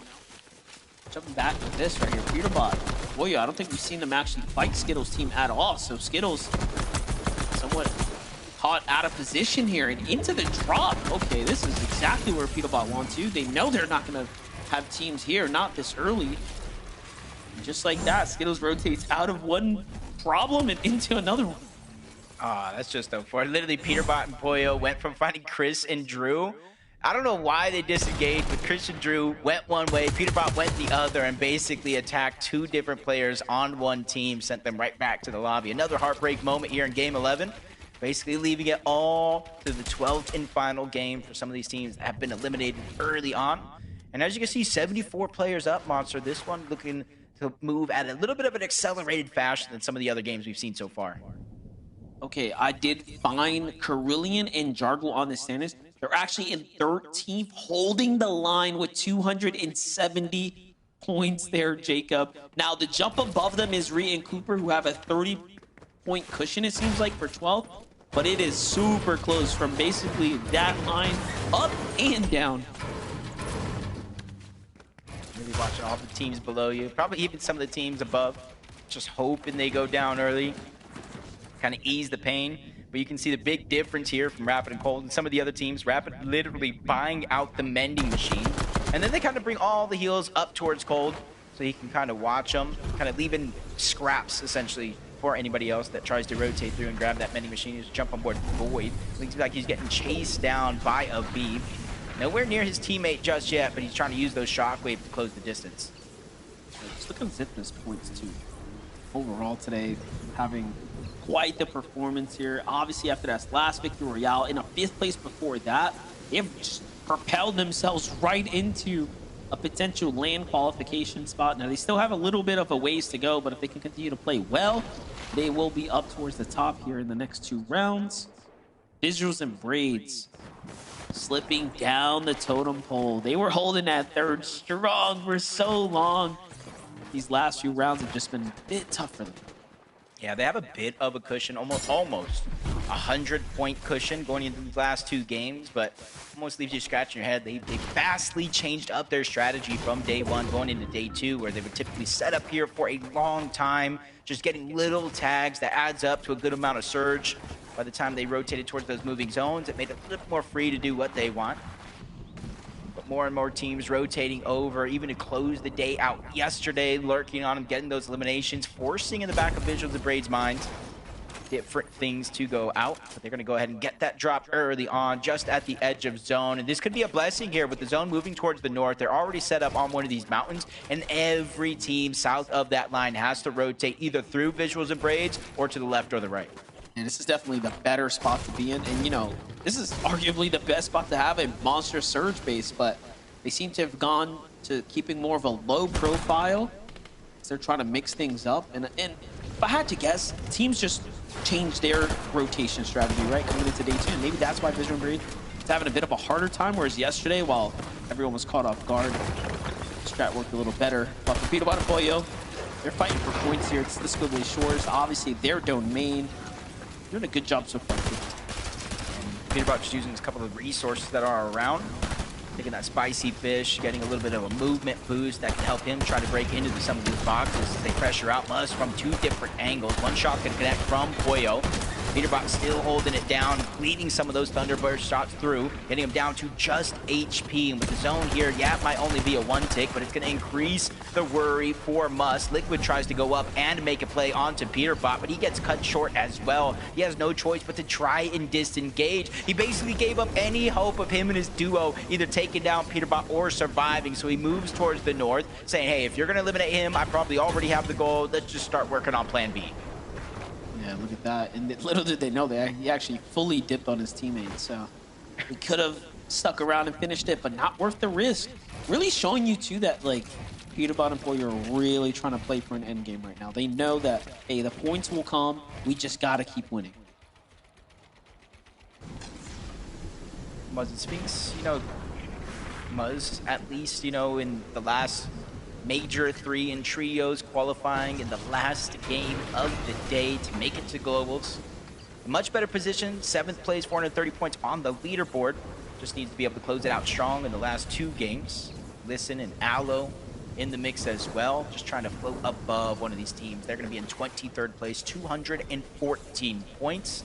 I want to say roughly like 56 points away from getting inside of that bubble. That's definitely going to help him tenfold. Raven does go down. Aloe already trying to shockwave over. CDZ realizing the shockwaves are coming in. He's going to try to disengage himself. Can't be the hero in a situation that started so fast. Unfortunate turn of events here for CDZ and Raven. They find themselves at the bottom of the standings here, but hey, all of this is experience gathered and effort learned. So Ager's there find G Monster in the feed. So Ager's continuing to do what he needs to earn himself some points to continue to fight his way back into first. It's neck and neck up at the top. No teams can make a mistake now. If you're Acorn and Bolts, you're going to need to have those big game wins as well. Otherwise, the dream is out. Yeah, which is surprising to start this day. We're talking about the phenomenal play from Bolt, solo impact, him and Acorn's ability to remain consistent in each and every one of these games. It's just something went wrong today. You know, compared to yesterday, they had a 32nd place and 19th. They did make up for it in a moment with a 3rd place with 5 eliminations, but now they're 98 points away from first place. 2 games left. Almost have a little bit of control over their destiny. They really got to hope for Curve, Benno, H, Ritual, Cold, and Rapid. A whole slew of players that have a much worse performance than they've had so far, even on average. Sages and Ritual rotating back on over towards Sandy Strip. Another team, uncontested drop. They really have conditioned a good portion of this lobby to stay away from this mending machine. You know, and I'm just thinking, Javi and Diminish actually jumped up a placement point last game as well. Their average placement so far in the tournament is 8.6. The best of all the teams right now inside of the top 5.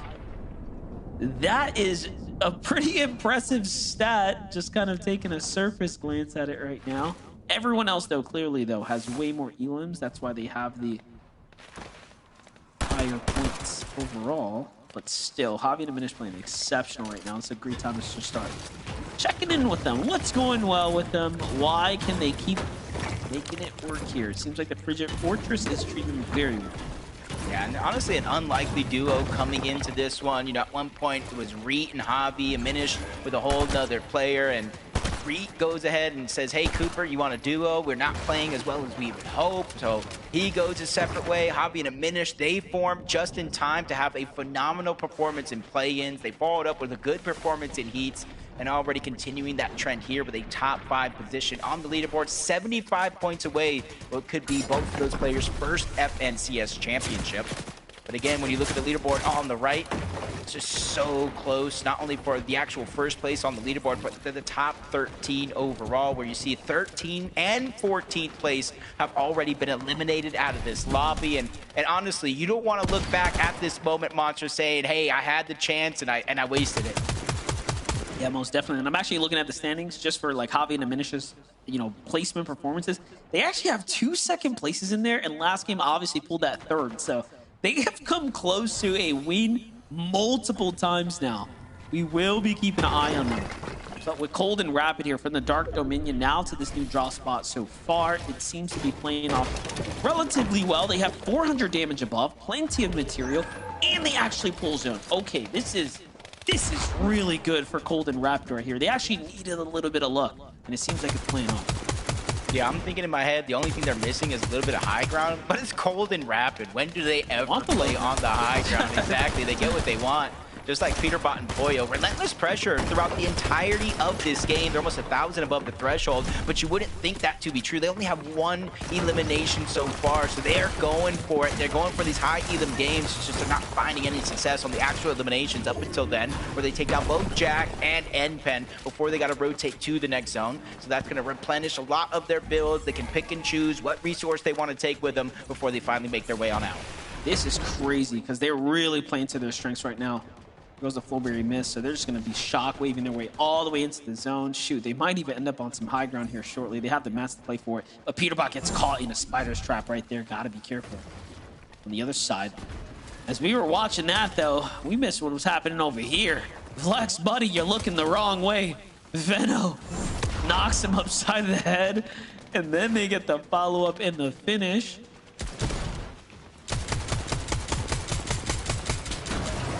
Off the distance, Acorn Bolts quickly rotating in towards the zone, and they're using that as a quick second here to look back, seeing anybody that still has the journey to make, like Dolzir and Ishu outside of the zone. They're just pressuring, trying to make it harder for them to not only make it in, but even if they do, they're not going to make it in healthy. Another elimination towards the side. Slepsy and Wage was able to pick up one. Maybe push Paper and Rezi back as Curve, looking like he's trying to approach in that direction. You see Veno peeking through the cone, gathering vital information for their team. And you can see Veno and Curve are the only team who haven't been hit by any surge so far in each and every one of these games. It's just going to show that that early game presence by Curve and Veno is paying off tenfold. They've just been the most aggressive. They've, again, been clearly the most successful in the early game. This game's a little bit slower for them in the early game, but their mid game is just taking off right now. They are in another prime situation to play for high ground here in the end game, and we know what they do well. They play it late. They let people get their first, little taste of height, and then they come in and put their influence to the test. Rapid and Cold, though, much different strategy for them. We've seen them play low ground, time in, time out, front side, dead side, you name it. They'll be there. Comes to rotates though. This is still a difficult terrain to play with, right? They have to go up and over this mountain, which you have Peterbot and Pollo now completely positioned up, and then you have Clicks and Higgs already basing on the opposite side. So many times we've seen teams take it early. Clicks and Higgs were able to hold it early on in day number 1, but since then, honestly, it's been changing hands for each and every one of these zones here in the end game as they position themselves above. Peterbot and Pollo have the luxury to stagger themselves back. Look down, rainfire from above. Not necessarily getting eliminations here, but they are just hurting every single player they connect shots with as they rotate on over. Curve and Veno positioned down below. Hop gonna diminish towards the side. Clicks and Higgs. We've seen in previous games them try to go ahead and claim high ground as their own. They don't necessarily have that luxury up until now. They pull zone in their favor, and they immediately build up saying, hey, if you want high ground, come take it from us. That's crazy. And that's so different than anything else we've seen from Clicks and Higgs. They've been building single straight standing towers, but now Higgs is putting up this huge flex right now with a monstrous base. Veno and Curve here have no issues fighting their way to the new zone, though. That was almost a fresh elim. Oh, actually, it is an elim as things catch up there. Veno finds another one. And he was already in the lead, Jacob, with the most amount of elims, and he's continued to do so. But look at this, not looking good. Pollo's down. Peterbot comes through to clutch up. He finds one. Can he get the follow-up here? He's doing so much damage, but he can't quite get the finish, but it's okay. He's bought Pollo enough time to get saved here. Yeah, and they have the splashes. They're going to have to instantly start to use those along with the pizza, but the zone is moving in. 10 ticks of damage, instantly popping the big pot. Really trusting Peterbot to get those splashes out in time. They have to be careful, though. Right above them, Clicks and Higgs, and even in front of zone, we got Curve and Veno. We got Muzz and Sphinx as well. Honestly, the storylines couldn't be any better here in this game because you got first place right now. Curve and Veno could be the first time a player has won in both EU and NA, two of the hardest regions, and they find a big elimination on the Peterbot, taking one of the hardest teams out of their path to the finish line. Boyo's down and out. The full elim comes through right there, Jacob, and he gets the finish as well. And just like that, they're up in the lead now. Clicks and Higgs, though, on high ground, doing exactly what they need to do. They have solidified the positioning here. He's doing a good job sacrificing a little bit of HP so that way they can go deep into the zone, reconnect on that high ground. It's going over towards Frigid Fortress. That gives them the luxury to look towards the backside of zone, seeing players late to shockwave in, but they think it's all smooth sailing. But Curve and Veno wait for these perfect moments. They've elevated themselves step by step, and they're waiting until they least suspect it. But Peterbot's still going on his rampage. Big down onto Dragon, trying to pick up that elimination. But Curve and Veno, they're matching him blow for blow. 8 elims now. Veno is really starting to heat up here, and they're not even interested in jumping down for Max. Notice that. They want to maintain this positioning, and they're still trying to time for high ground here to try to play for another win. Higgs, though, is the only one up top. They send Clicks down low. Clicks finds Peterbot, finishes him up, sweeps him under the rug, and now Veno and Curve. Here comes the setup. Off they go. Curve's got no mat, so they have to concede to go lower and lower here. And this terrain's not helping. Look at all these old builds as things are moving back and forth, but Veno, Curve are still neck to neck with Clicks and Higgs right here. Yeah, Curve and Veno, I feel like they know they don't even necessarily need the high ground. They don't even necessarily need the win. They just need to remain consistent. That slows him down a little bit. Big shot is going to land onto Veno. Pressure coming from up above. Thank gosh that Curve is there to alleviate some of the pressure, holding on to the build. But if you blink, you might have missed it. Higgs has went down. Clicks trying to go for the revive. Curve and Veno realize nobody else is up there to contest it. They use the fizz. They use the shockwave. They instantly take away that high ground. 6 teams left, Monster, and everybody at least has the duo by their side unless it's cold. He goes down. Rapid is now left by himself. And he has the awareness too. The awareness to keep shooting back at them. Veno tries to keep the pressure, but the shockwaves put Clicks and Higgs up on high ground, and they know we don't have enough mats to hold this one down. Clicks and Higgs managed to have just enough HP though to go ahead and heal back in this game, but then you have Rapid. Look at this, just solo surviving right now as a player here in the mid ground right now, trying to evaluate what he wants to do here, but he's got pressure coming in from potentially Veno and Curve here on the layer. Right behind he comes, and he actually finds Curve. It's going to be Muzz who jumps in, and they get the full finish. Yeah, but still, that's no worries to me. Veno's just taking this time to heal up. Quickly go and scurries outside of the zone. Still almost a full chug jug left, but Higgs quickly on the chase. Gets a good amount of damage until the zone does the rest. Clicks and Higgs have finally woken up from their slumber. From day 1 to day 2, they finally found their form back. 5 eliminations here, but Rapid is still up, trying to close the gap. Pig down onto Sphinx, separates him from Muzz, but you see he has no builds. He probably feels in the back of his mind he has to get this elimination, but underneath, Braids takes him down, gets the elimination, and moves 1 step closer to first. Oh, I was gonna say, talking about the slumber, Bolts and Acorn were down low. Now they're the sleeping giants starting to wake up here, putting their influence in the mix, but you have a lot more players to worry about. Braids and Visuals are here to mess around as well. They also need the refresh too, as they're out of material, so they're gonna be forced into this fight here, whether you like it or not. And then, of course, Clicks and Higgs have to come down and jump in this battle as well. Bolts uses the shockwave to go up.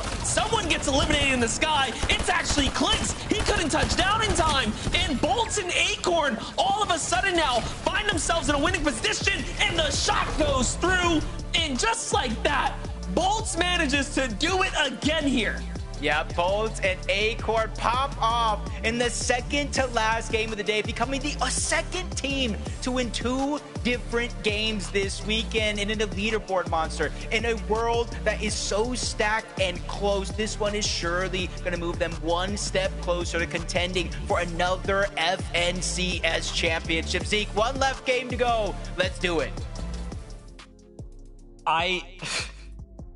I keep thinking, man, like, I've got a handle on it. There's like, you know, Zeke, just follow the action. It's all cool. And no, man, we literally just talked about the top 5 right before this, right? And Acorn and Bolts were that 6th place team. They were the team on the outside, and they said, Zeke, I'm sorry. Did you forget about us? We can now be in the top 5. Why did you forget about us? And now they are fighting for our love and affection. I cannot believe this. Game 11 with so many Titanic duos, all doing the same thing, thinking, bro, we can do it. This is our chance with 2 games left. We can fight for an axe. Acorn and Bolt say, you know what? We'd like to toss our name in the hat. Little name of the hat. There you go, Zeke. Go ahead. Shuffle it up. I don't know. Kelly, I'm losing it. I'm freaking out. I mean, this really was the game for our teams in that 6th to 10th place spot. Everyone that was in our top 5 having some issues, either going down to a solo situation or going down early, you know, unless you're Benno. But this Acorn and Bolts that were just right outside of that edge, making sure that they're just playing the low ground. They're playing what they do best. They don't need to be disruptor. They don't need to be getting all these eliminations. They just need to make it to the end game right there. And Bolts once again going to a solo, improving that he is going to make sure that him and Acorn stay at the top of our leaderboard. So funny. Game 11 there. I mean, we're just watching all the chaos kind of unfold on night. Oh my gosh, Peter Bot's trying to hold it. Flicks and Higgs, they go up for it. Benno and Curve, they start to get active. All this stuff's happening. Elim. And then we take a look at where everybody else is at. Acorn and Bolts on the low ground. 100, full, healthy duo. And they finish the game just like that as a duo. Incredible stuff for them to kind of re-enter the conversation, not only in that game specifically, because they didn't even know they were alive in that game. All of a sudden, it's like, oh my gosh, they're chilling on the low ground. But now I can only imagine how close they are to keep themselves back in the competition for the win.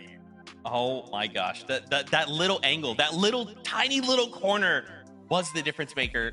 574 points. Fortnite fan, we have one game left to go. We're gonna go to a break. Okay, I need a moment to breathe. Okay, I need a moment to breathe. When we come back, we start setting up because this is a close run. Okay, go find some popcorn, find a drink, use the bathroom. We'll be right back. Okay, we'll be right back.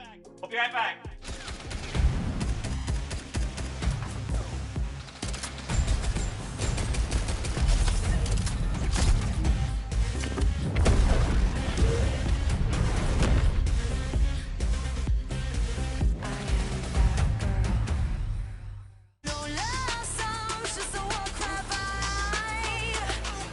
This is my world, watch me arrive. Watch me arrive. Watch me arrive. Watch me arrive. Two teammates have his back. There's Nash. Gets the drop on Marius. Stays alive. They're targeting out Vanya. Three being on.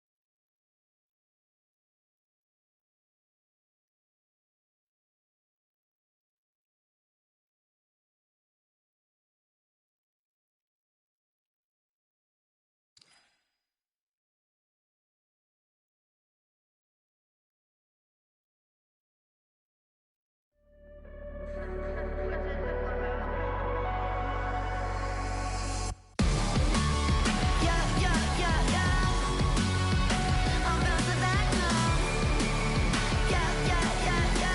I can't hold it back. Yeah, I'm bouncing back. These mountains, I'll tow 'em. Those rebels, I'll roll 'em. No bridges. Okay, all right, I'm fine. I'm calm. He's not. Everything is okay. In case you're joining us, welcome.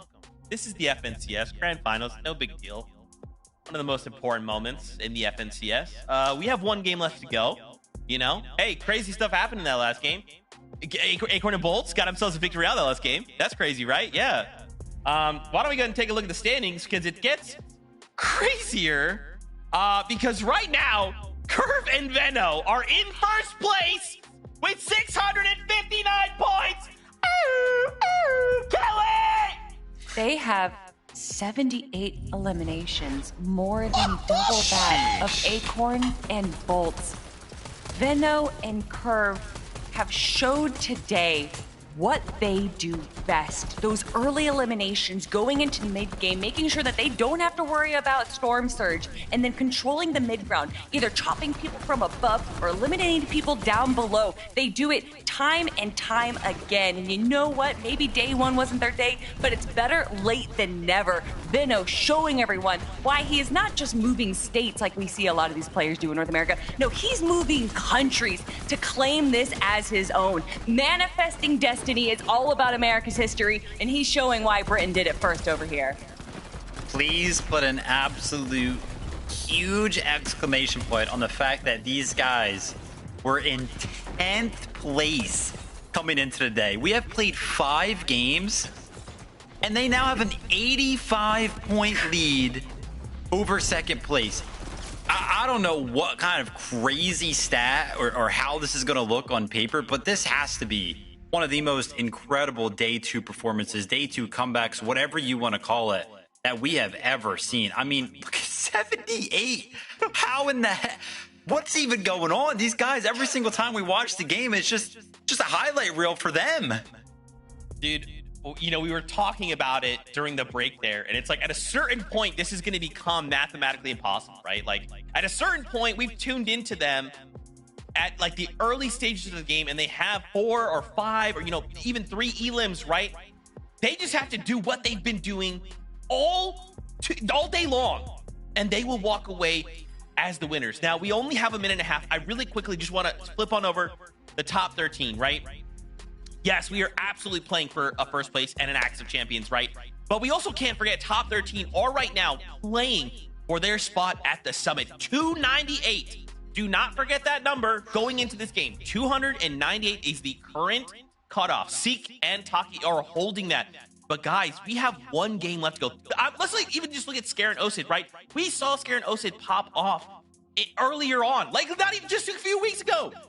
They could try and play for that spot. Look at Jargu as well, right? Even Zypho, we saw them get a victory royale. I mean, Kelly, there's so many players. This goes down to 20, Kelly. Yeah. It's possible. It's literally like 42 points that separate 13th from 20th place, and I'm guessing it's even closer down below. So we could probably get to page 3, see teams in our 30th place spot. And if they have that pop-off game, and we know that there is a possibility of some teams just kind of sliding by, making it into the top 5 and just grabbing a handful of eliminations, that right there is 90 points and could be the difference maker of going to Dusseldorf or not. Vivid, this is what NAC is all about. We have so many big names in the top. All the teams that we have been talking about are finally showing up right now, and this is the final game. It's crazy. I mean, there's so much stuff going on that leaderboard, so much we could break down. But there's only one way to find out who's going to walk away. Not only champions, who's going to get second, who's going to get third, who's going to qualify to the LAN event, and that's just to play the games. Vivid, the last game of the day right now. Fortnite fam, lock in every single thing that these players do. Whether they get an elim or get eliminated, this is it. The last game to make the impossible possible. For the last time today, MDF, Jacob PR, take it away. Honestly, Monster, I've never seen so many storylines go down the leaderboard so far. Curve could win his first FNCS champion. Venno could win 2 titles on the hardest regions with EU and NA and add his 4th overall. Acorn could win another major one. Both could be a West and Central champion. Cold back on top. Rapid wins his first. I could keep going all day, but it just goes to show the stories are endless today. This is what makes NA one of the best regions to watch. It's what is really the pinnacle of what Fortnite's all about. And we, of course, have the privilege of calling all the action here. You've been watching it go down. Let's see if luck is on their side.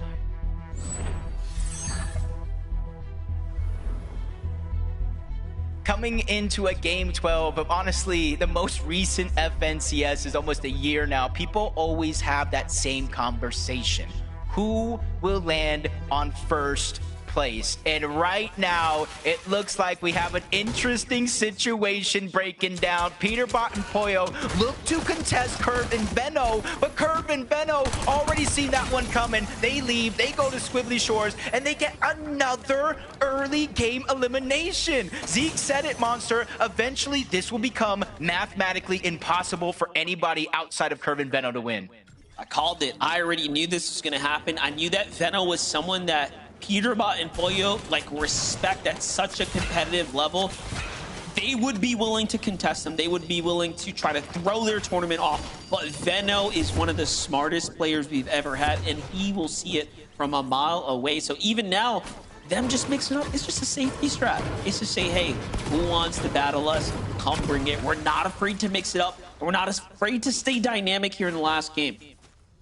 It's like Peterbot and Poyo going into this game, though. With that elimination, of course, with Veno and Curve, they are 98 points away from an FNCS champion, and that's only playing catch up to Curve and Veno. They still got so many big names in their path if they're looking to take it. They probably noticed that Curve and Veno weren't at the Battlewood. They immediately turn around. They got a hint of what's going on. Maybe they think this is them, but it's Raven and CDZ, a whole nother team. This gives a huge moment here for Curve and Veno to look on over, possibly engage, possibly disengage. The choice is definitely theirs, especially since it's taken a little bit longer than we'd hoped. Peterbot lands a shot, but Poyo goes down. Raven is escaping back inside of the building. That puts Peterbot in a 1v2. Oh no, and the finish comes through as well. And that is not the way you want this to start going down right here. If you're Peterbot or Poyo, you need so many more points. You cannot afford to be getting set this far behind. Peterbot, though, in a world of trouble here. Plenty of enemy builds. He's going to have to back off. Shot through the wall as well. This is, of course, Raven and CDZ's one chance to go in and pounce on him. But Peterbot's back in the mix here, fully healthy. Misses an important shot here, and things are looking pretty south now for him. Yeah, the biggest thing here was Peterbot was able to get the materials from Poyo, but Raven lands another monster shot, getting the shield gone out from Peterbot. He has the minis still there, but he's running out of build. CDZ and Raven really don't have no materials down below, so they can't not fight upwards, so he has to drop down low. Peterbot again trying to take the fight to them as CDZ gets dropped to this. Less than 50 HP, but a third party's coming in, Monster. A third party from the east, from Dark Dominion, looks to interrupt this play. I wouldn't be surprised if it's you-know-who, but give it a second here. Raven CD's even a little too passive now. They had an opportunity to finish up this Elim. They back off instead. Rapid and Cold show up, and they are cleaning up house faster than ever. They find two quick Elims, even shooting the down body just to show and flex that they're here as well. And look at this. They are hunting for poor Peterbot, who's now hiding inside of the factory. Just unprecedented type of end game right now. You never see this level of clash go down here. Definitely not for the likes of Peterbot. He's normally the one hunting. Now he's being hunted. Yeah, they probably saw in the feed that Poyo did go down, so they immediately left their drop spot to beeline it on over. This is a team that's on their tail. Cold is in third place. You see it there. Peterbot and Poyo in fourth place. And really was asking the question, is anybody going to be brave enough? With the point gap so close, you would really risk your spot on the leaderboard if you were looking to go on the chase. But Veno, Curve, they not only left their drop spot at Battlewood, they left their second drop spot at Squizzly, and they're already going on the hunt for these Elims. They don't want to win after Game 12, Monster. They want to win during this game so they can take a much-needed victory lap. Well, this is crazy. If you just allow them to continue to get Elims like this, which they have done extremely successfully, way more successfully than any other team here on the weekend, they will be too far ahead. We would be asking so much of Cold and Rapid. We're talking upwards of 10, 15 Elims and a victory royale. Give this a second now. So from one team wipe onto another now, Dozier and Escher trying to fight the fired up Veno and Curve here. Meanwhile, Curve has been live this entire time, by the way. Do not sleep on him. This is, again, nothing like we've ever seen before. Yeah, especially for Mom and Pop Peterbot's down. Curve. Imagine him. Oh, he is eliminated by Cold and Rapid. Peterbot goes down in 4th place, tied with Agers and Ritual. Could only get worse from there, but Veno takes a big shot, but he is not backing down.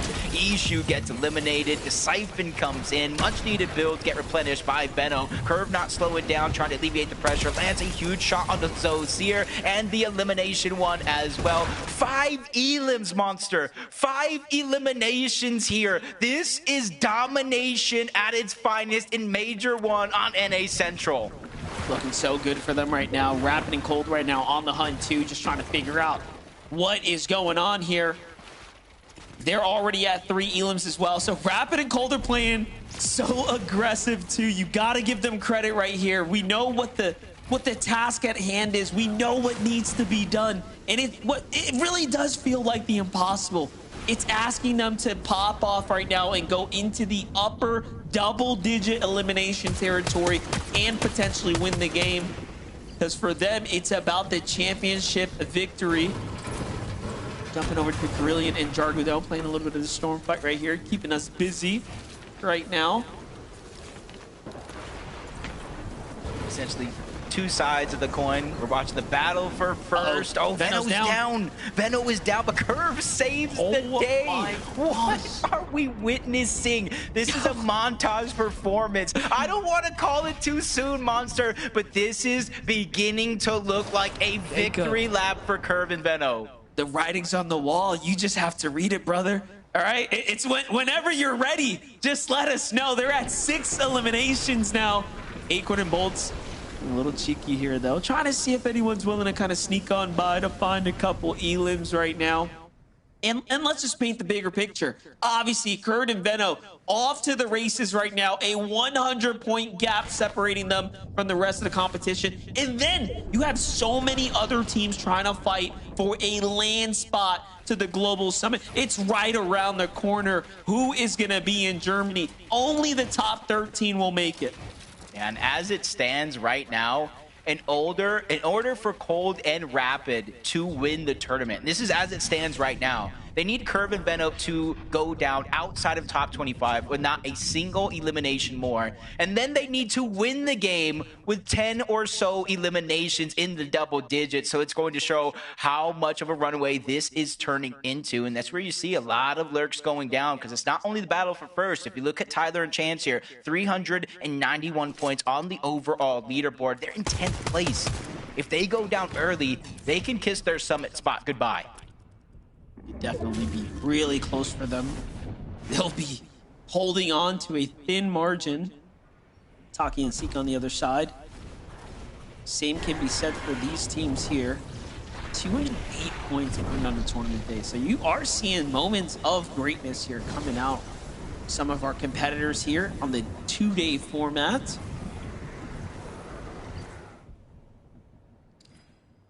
not gonna make a quick, clean glide here. They're just trying to dodge all the noise down below, having to worry about Surge, having to worry about others rotating in your path.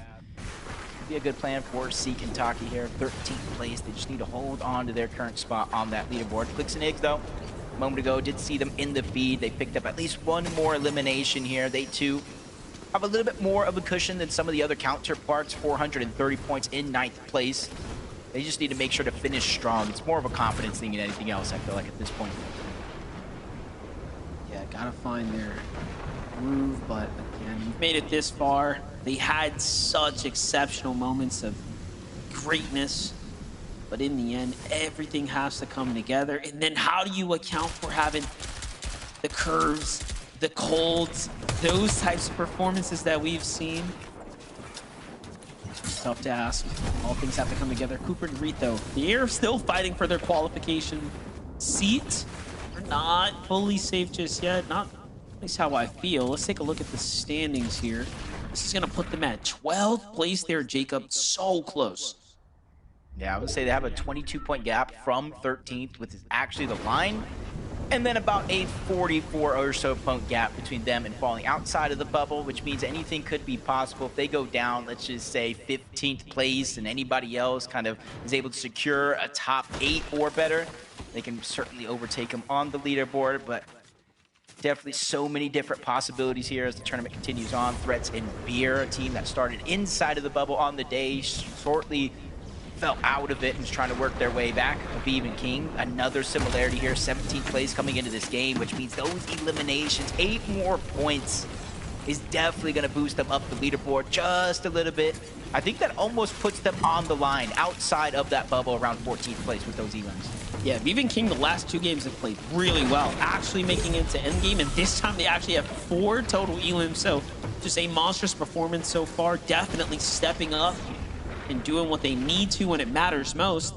And often Saul kind of see what's going on here. They end up backing off. You have Osid and Scare, another team that's very much in the conversation right now. Looking at how they've played, we have a 4th place as far as their best performance so far in last game, roughly 15th for them with a single elim. So not too bad, definitely earning some placement points. If they can keep that up, they might just be doing enough to jump up.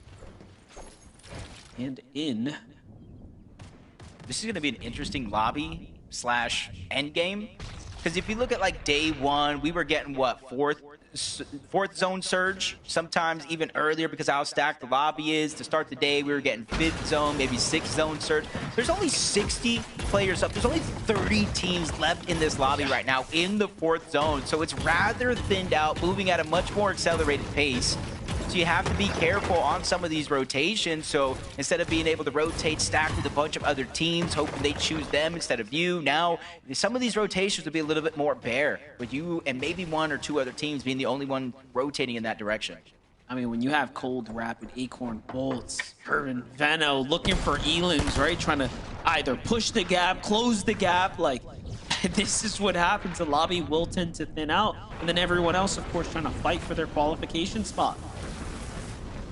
Look at this, though. Veno Curve inside the storm right now. They surely know they've done enough, right? So now it's just time to chill out, hang out, enjoy the storm for a little bit. Here on the beach. Have no reason to really put themselves in any danger here. None at all, especially with the zone moving on over towards the south. They know they can essentially ride the shoreline, whether they try to make a little shortcut in, go on top of the mountains, they can go all the way towards the south. They do got 1 zone, though, that they really have to worry about. So going from zone 4 to zone 5, it moves from a 1 tick of damage into 2. From zone 5 to zone 6, it would move from a 2 tick damage into a 5. So even though they do have a lot of time on their side, they don't want to use all their resources just getting into zones. Since you can kind of see on the map there on your left side that so many other teams are also outside of the zone and inside of their path that could certainly cut them off. Yeah, definitely. They're moving really quickly. Wagers and Sleepsy, though. Look at this. A little bit of a high ground position right here. Still, though, no surge warnings in sight. This game is moving so fast right now as the lobby's starting to thin out.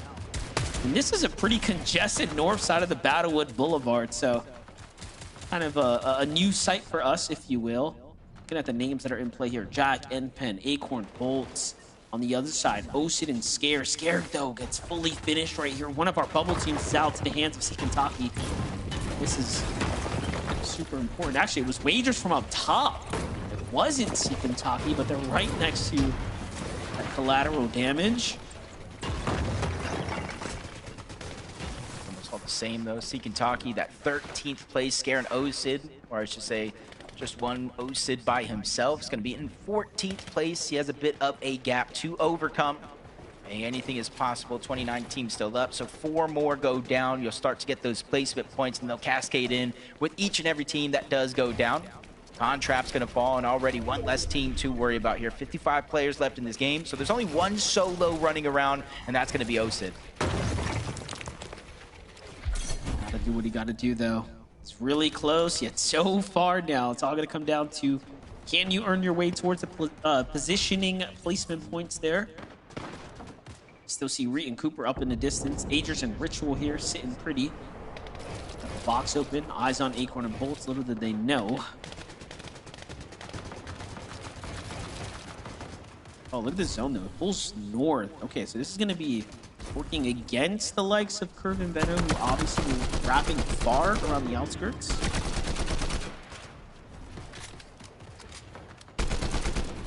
Just trying to get not necessarily damage for Surge as it does turn on. 14 players do need to go down, but you can see where they stand.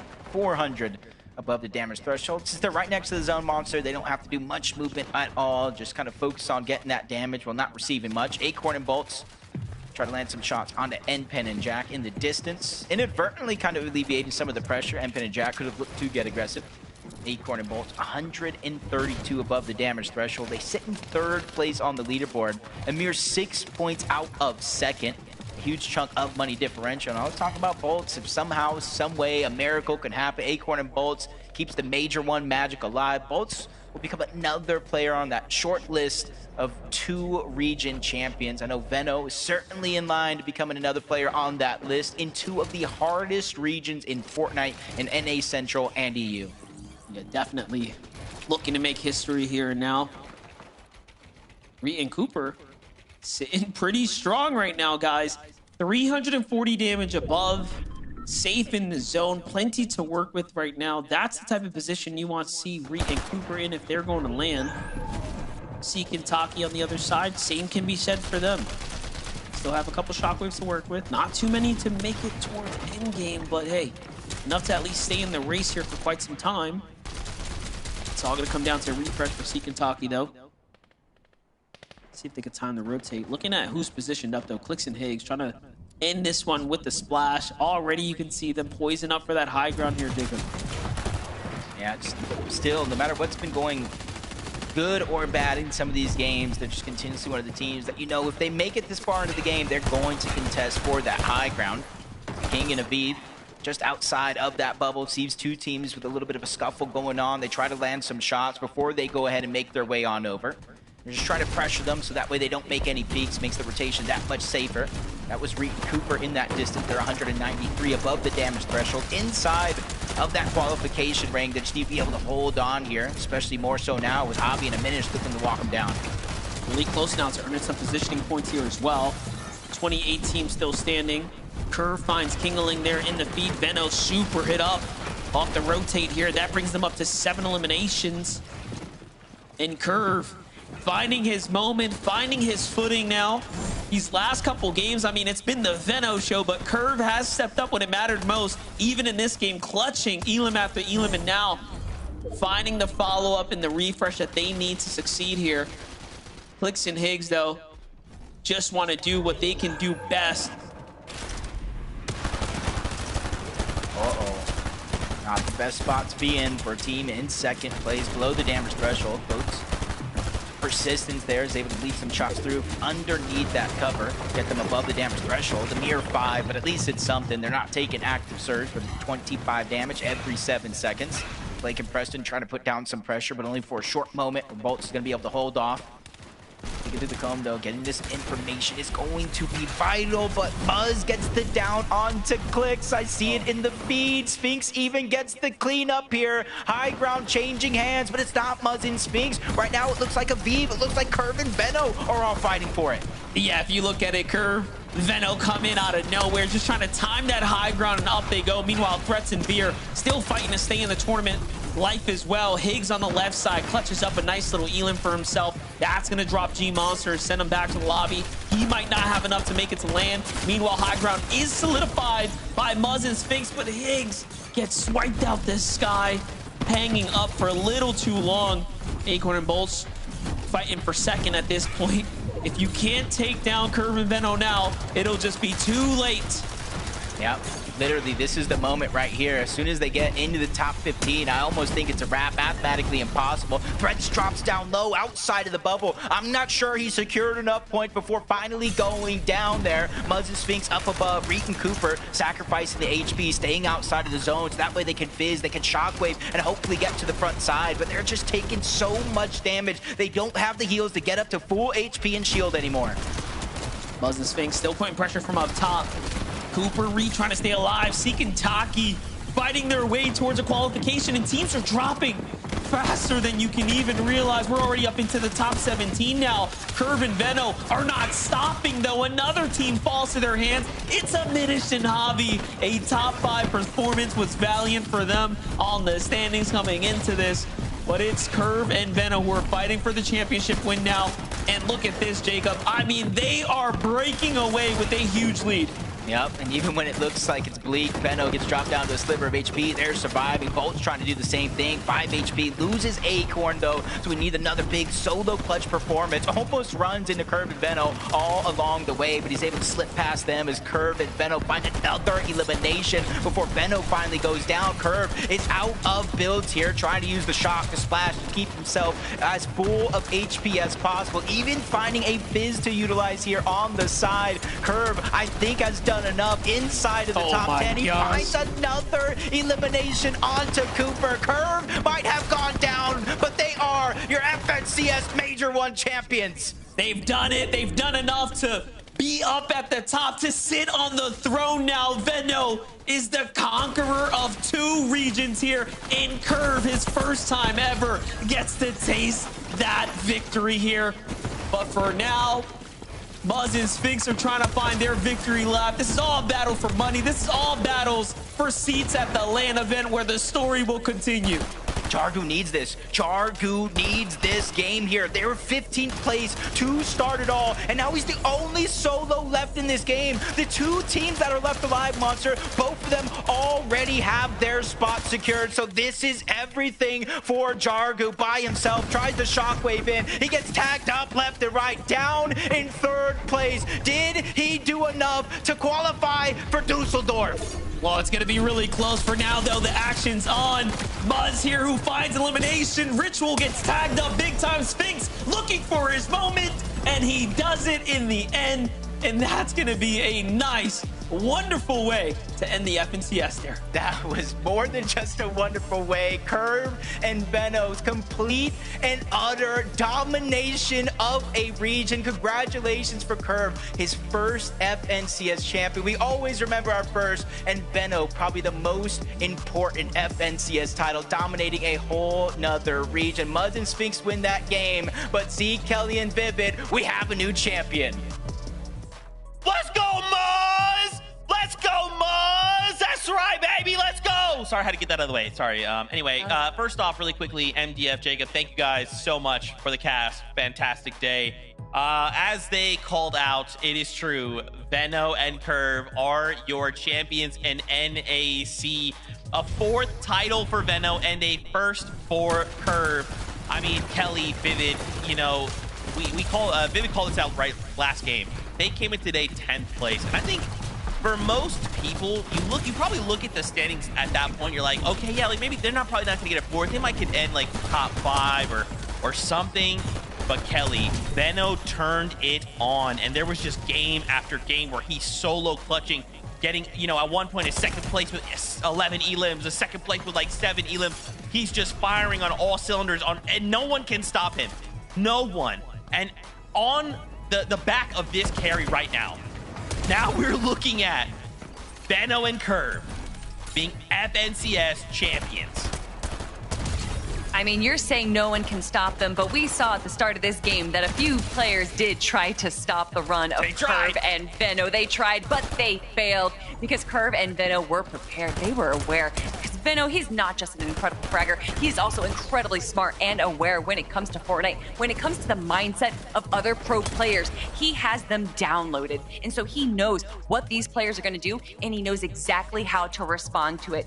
Curve and Veno showing everyone that they deserve this spot. They deserve 1st place. And honestly, just watching them climb up the leaderboard, not necessarily through placements, Vivid, but to get elim after elim, to get so many. I honestly don't even know where they are at the end of the day. I'm excited to see our leaderboard. Socials are going crazy, talking about, oh my gosh, Veno has entered his 2nd prime, his 3rd prime, his 4th prime. I mean, whatever you want to call it, the guy is absolutely popping off, and I couldn't agree more. I once regarded Veno as literally the best player in the world, and so did a lot of people, right? This was back in like Chapter 3, Chapter 4, around that era, where I remember VOD reviewing this guy and being like, oh my gosh, everything he does is just so perfect. And Listen, I don't know what he did between day 1 and day 2. I don't know how good of sleep that he got overnight. But I got to tell you, he looked like that Veno once again, unstoppable. And, we're giving a lot of credit towards Veno. Curve was right there with him up there, statistically speaking, always by his side. I mean, this was a duo competition, and they together just stomped everybody else. I mean, it's We were crazy to talking to think. Lev. Go ahead, Kelly. Go Oh, ahead. I'm sorry. I was just going to say that it's crazy to think that a few weeks ago, this would have been a very different story because it was going to be Veno and Cold for a while. And it wasn't until Cold ended up playing with Rapid that Veno ended up picking Curve. So the fact that that is how this came to fruition and then they end up winning the major is just so amazing to me. Yeah, I mean, if you're Cold, you're thinking, did I make a mistake? Did I make a mistake? But you know what? It is what it is.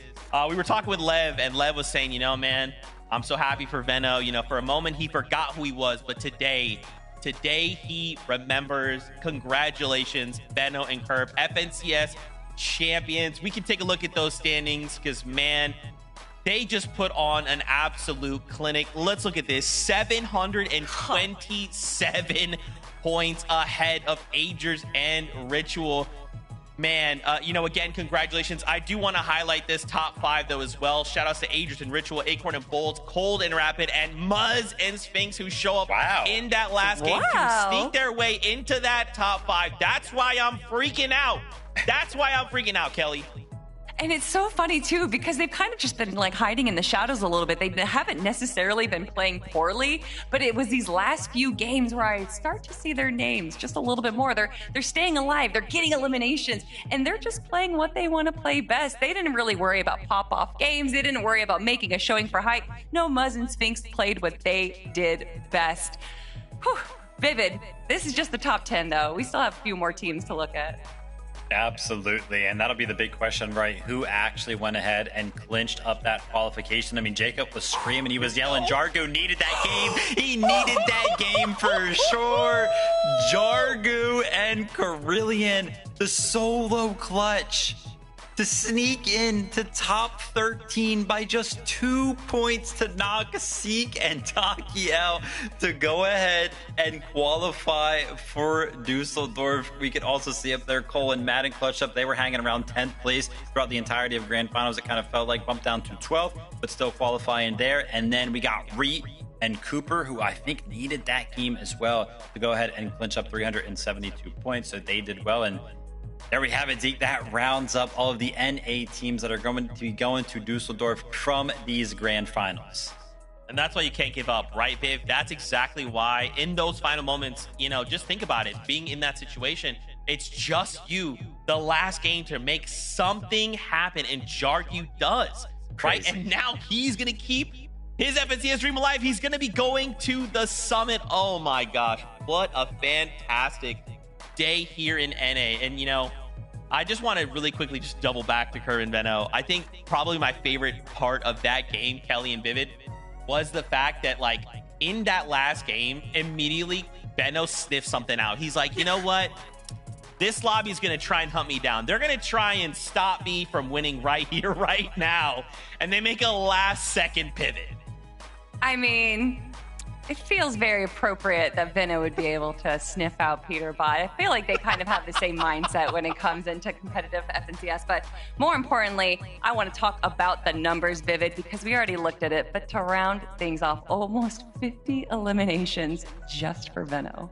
I mean, what was it? After game 10, we took a look at this, and Veno was on 37, Curve was on 31. So it's just still picked up so many eliminations, ended the day on 49. Had to go ahead and show this because just the individual performance. Obviously, Veno, standout player. Yeah. But usually when we see a duo that has so many eliminations, for whatever reason, it's kind of like one-sided. You know what I mean? One person will do is just finding all the eliminations that day, and the other one kind of, is a couple 10, 20 behind, whatever. But Curve is literally right there next to him. I mean, on the individual leaderboard, first and second place. What an incredible way to win an FNCS. Well, I will say we have been hearing this discourse, especially when we shifted from trios to duos, that the setup, the makeup of a duo is a little different now. We don't really need an IGL and a fragger. We kind of need 2 fraggers and 2 players that understand the game at an IGL level. And maybe that is Veno and Curve.